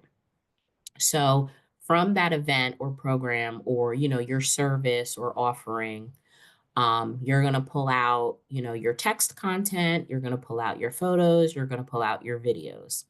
So whatever you can pull from that event or program, you're going to put that in some type of a shareable format, whether you're writing a blog post, whether it's a news article, whether it's an email blast, whether it's a photo collection. Maybe you take photos, but then you have a graphic designer that you're able to, really manipulate and overlay text and make it splashy. Maybe it's just a basic flyer, or, again, video content, whatever it is. Maybe your youth services librarian has a TikTok account that they're making short TikTok videos for the youth and teens. Whatever it is, you want to try to pull as much content as possible out of, whatever it is that you're trying to promote. And then that next step is to amplify it. So put it in your emails, put it in your newsletters, put it on your website, put blogs together, share it through social media. Any channel that you have, any way that you can slice it and dice it and share it, do it. You can share, extended longer versions on your website and then share shortened snippets for your social media. Again, you really have to pay attention to the vehicle and make sure that you're formatting your content appropriately for the vehicle. Your website and your blogs can certainly be more long form, but your emails and your newsletters and your social media should be short form. The next step, I didn't really go into this that much, but we like to automate as much as possible within the marketing office here at the State Library. I did mention on YouTube, we use templates, title card templates, just, for our branding.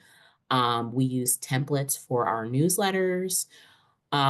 Even for social media at times, like for Instagram, for example, if there's a campaign or series we're running, we might have some sort of a template flyer where we're swapping out information or we're swapping out photos, but we're keeping, a basic general header and footer. Templates just make life easier, and it's a way to not have to reinvent the wheel. So I definitely recommend that when you're trying to, automate and keep things moving. Another area that we utilize is scheduling tools, primarily for social media and our newsletters. So within Constant Contact, we're able to create our newsletter and then schedule it for a future date, which saves a lot of time. If we're planning information out or planning promotion out in advance, whether it's, a few days or maybe a week or two, we're able to schedule it so that, it will publish on its own. Usually, for example, with our Monday newsletter, we have that already in the queue and scheduled by Friday. And then that way on Monday, we're not scrambling, trying to push it out, but it's all, I'm working on something else. And then the next thing I know, I see the newsletter come through my inbox. Another scheduling tool that we use is Buffer for our social media posts. We use the free version. There is a paid version that offers, more tracking and metrics, but it's really not necessary for our purposes, but you might find it necessary and decide to pay. I think it's a small fee, but there are others like Hootsuite, Sprout Social, that we have used in the past, but any sort of a scheduling tool that will allow you to kind of lay out all of your social media posts over a period of time. You can link out to multiple accounts. So we have been using, Facebook, Twitter, Threads, Instagram. So Julia is able to go in. She, in advance, has already crafted her posts for the week, and she's able to just set them up the times that she wants them to go out. And it might be like an hour or two of work on like maybe a Thursday or a Friday. But then that next week, she's working on the next thing. She's not worrying about going to Facebook and putting up a post and going to Instagram and putting up a post. All of her posts are already in the queue and they're already automated and going out. And that's really the way that you have to do it when you're, on a shoestring budget and when you don't really have the staff. I know a lot of libraries don't have marketing staff, or they have people that are handling the marketing, but they're wearing multiple hats. So I definitely recommend automating things, whether it's your newsletters, your social media, even your website content. I know that, for example, if you're using WordPress for your website, I know that there is a way that you can schedule publishing times at future dates. So always just look for ways to maximize your time, maximize your staff's time. And then the last part of this would be to, really replicate. So I like to say, rinse and repeat.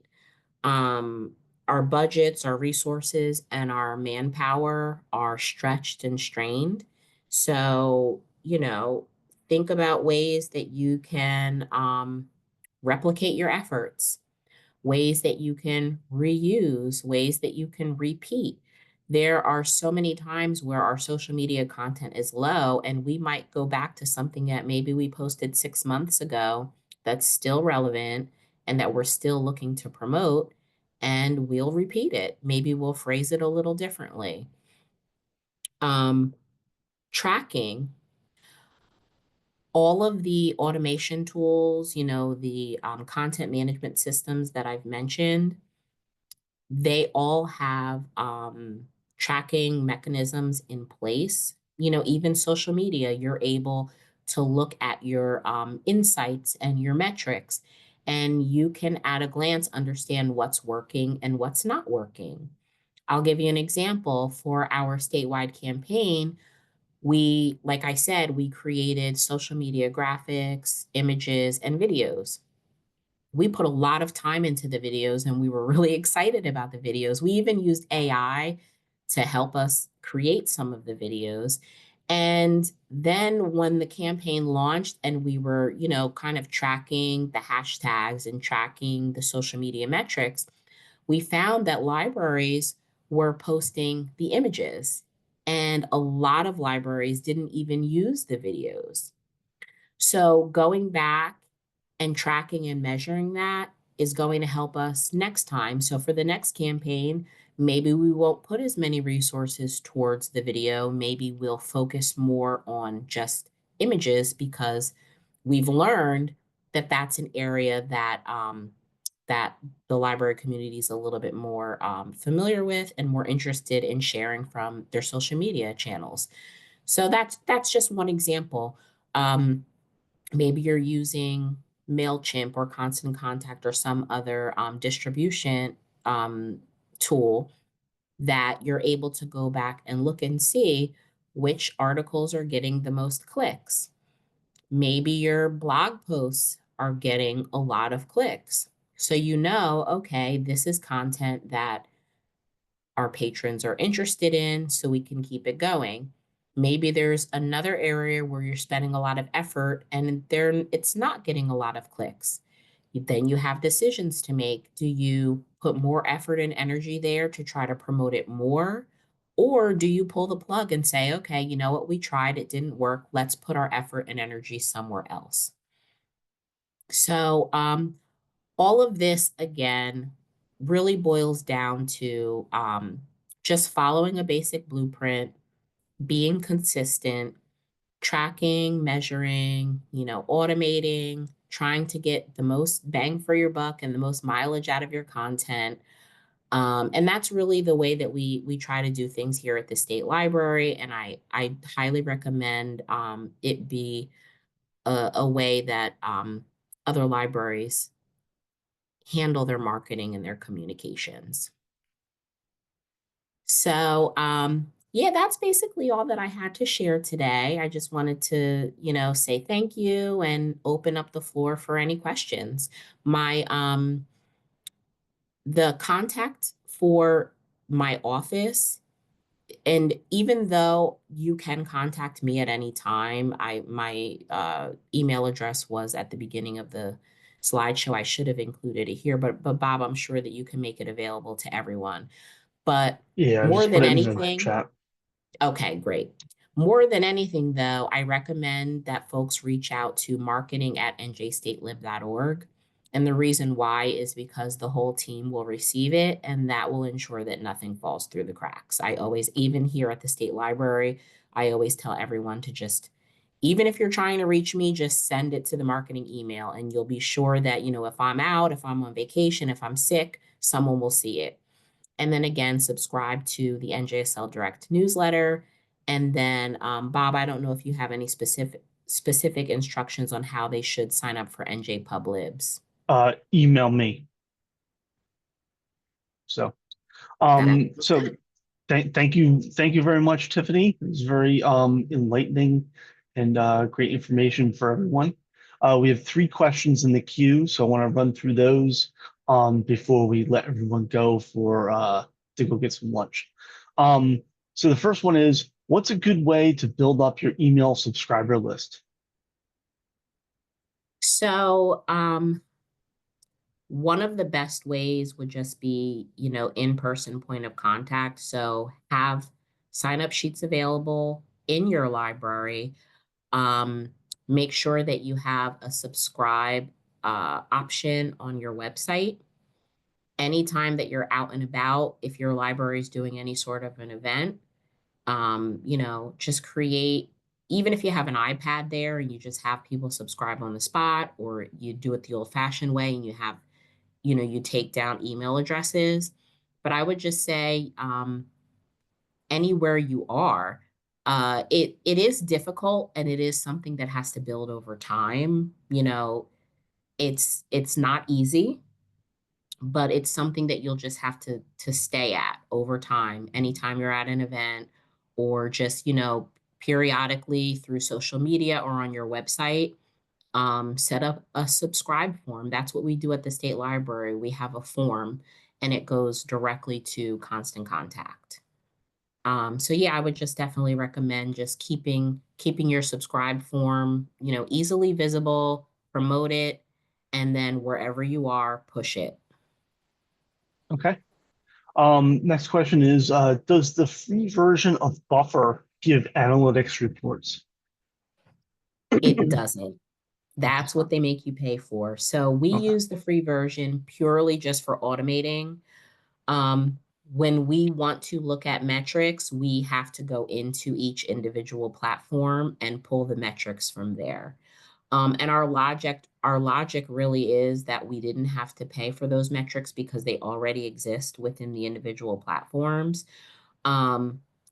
Not to say that you can't get more out of Buffer, and you probably would. I'm sure they probably put them in nice, bar graphs and pie charts, and they really do the work for you. I don't think it's that expensive though, so definitely look into it. It may be worth it.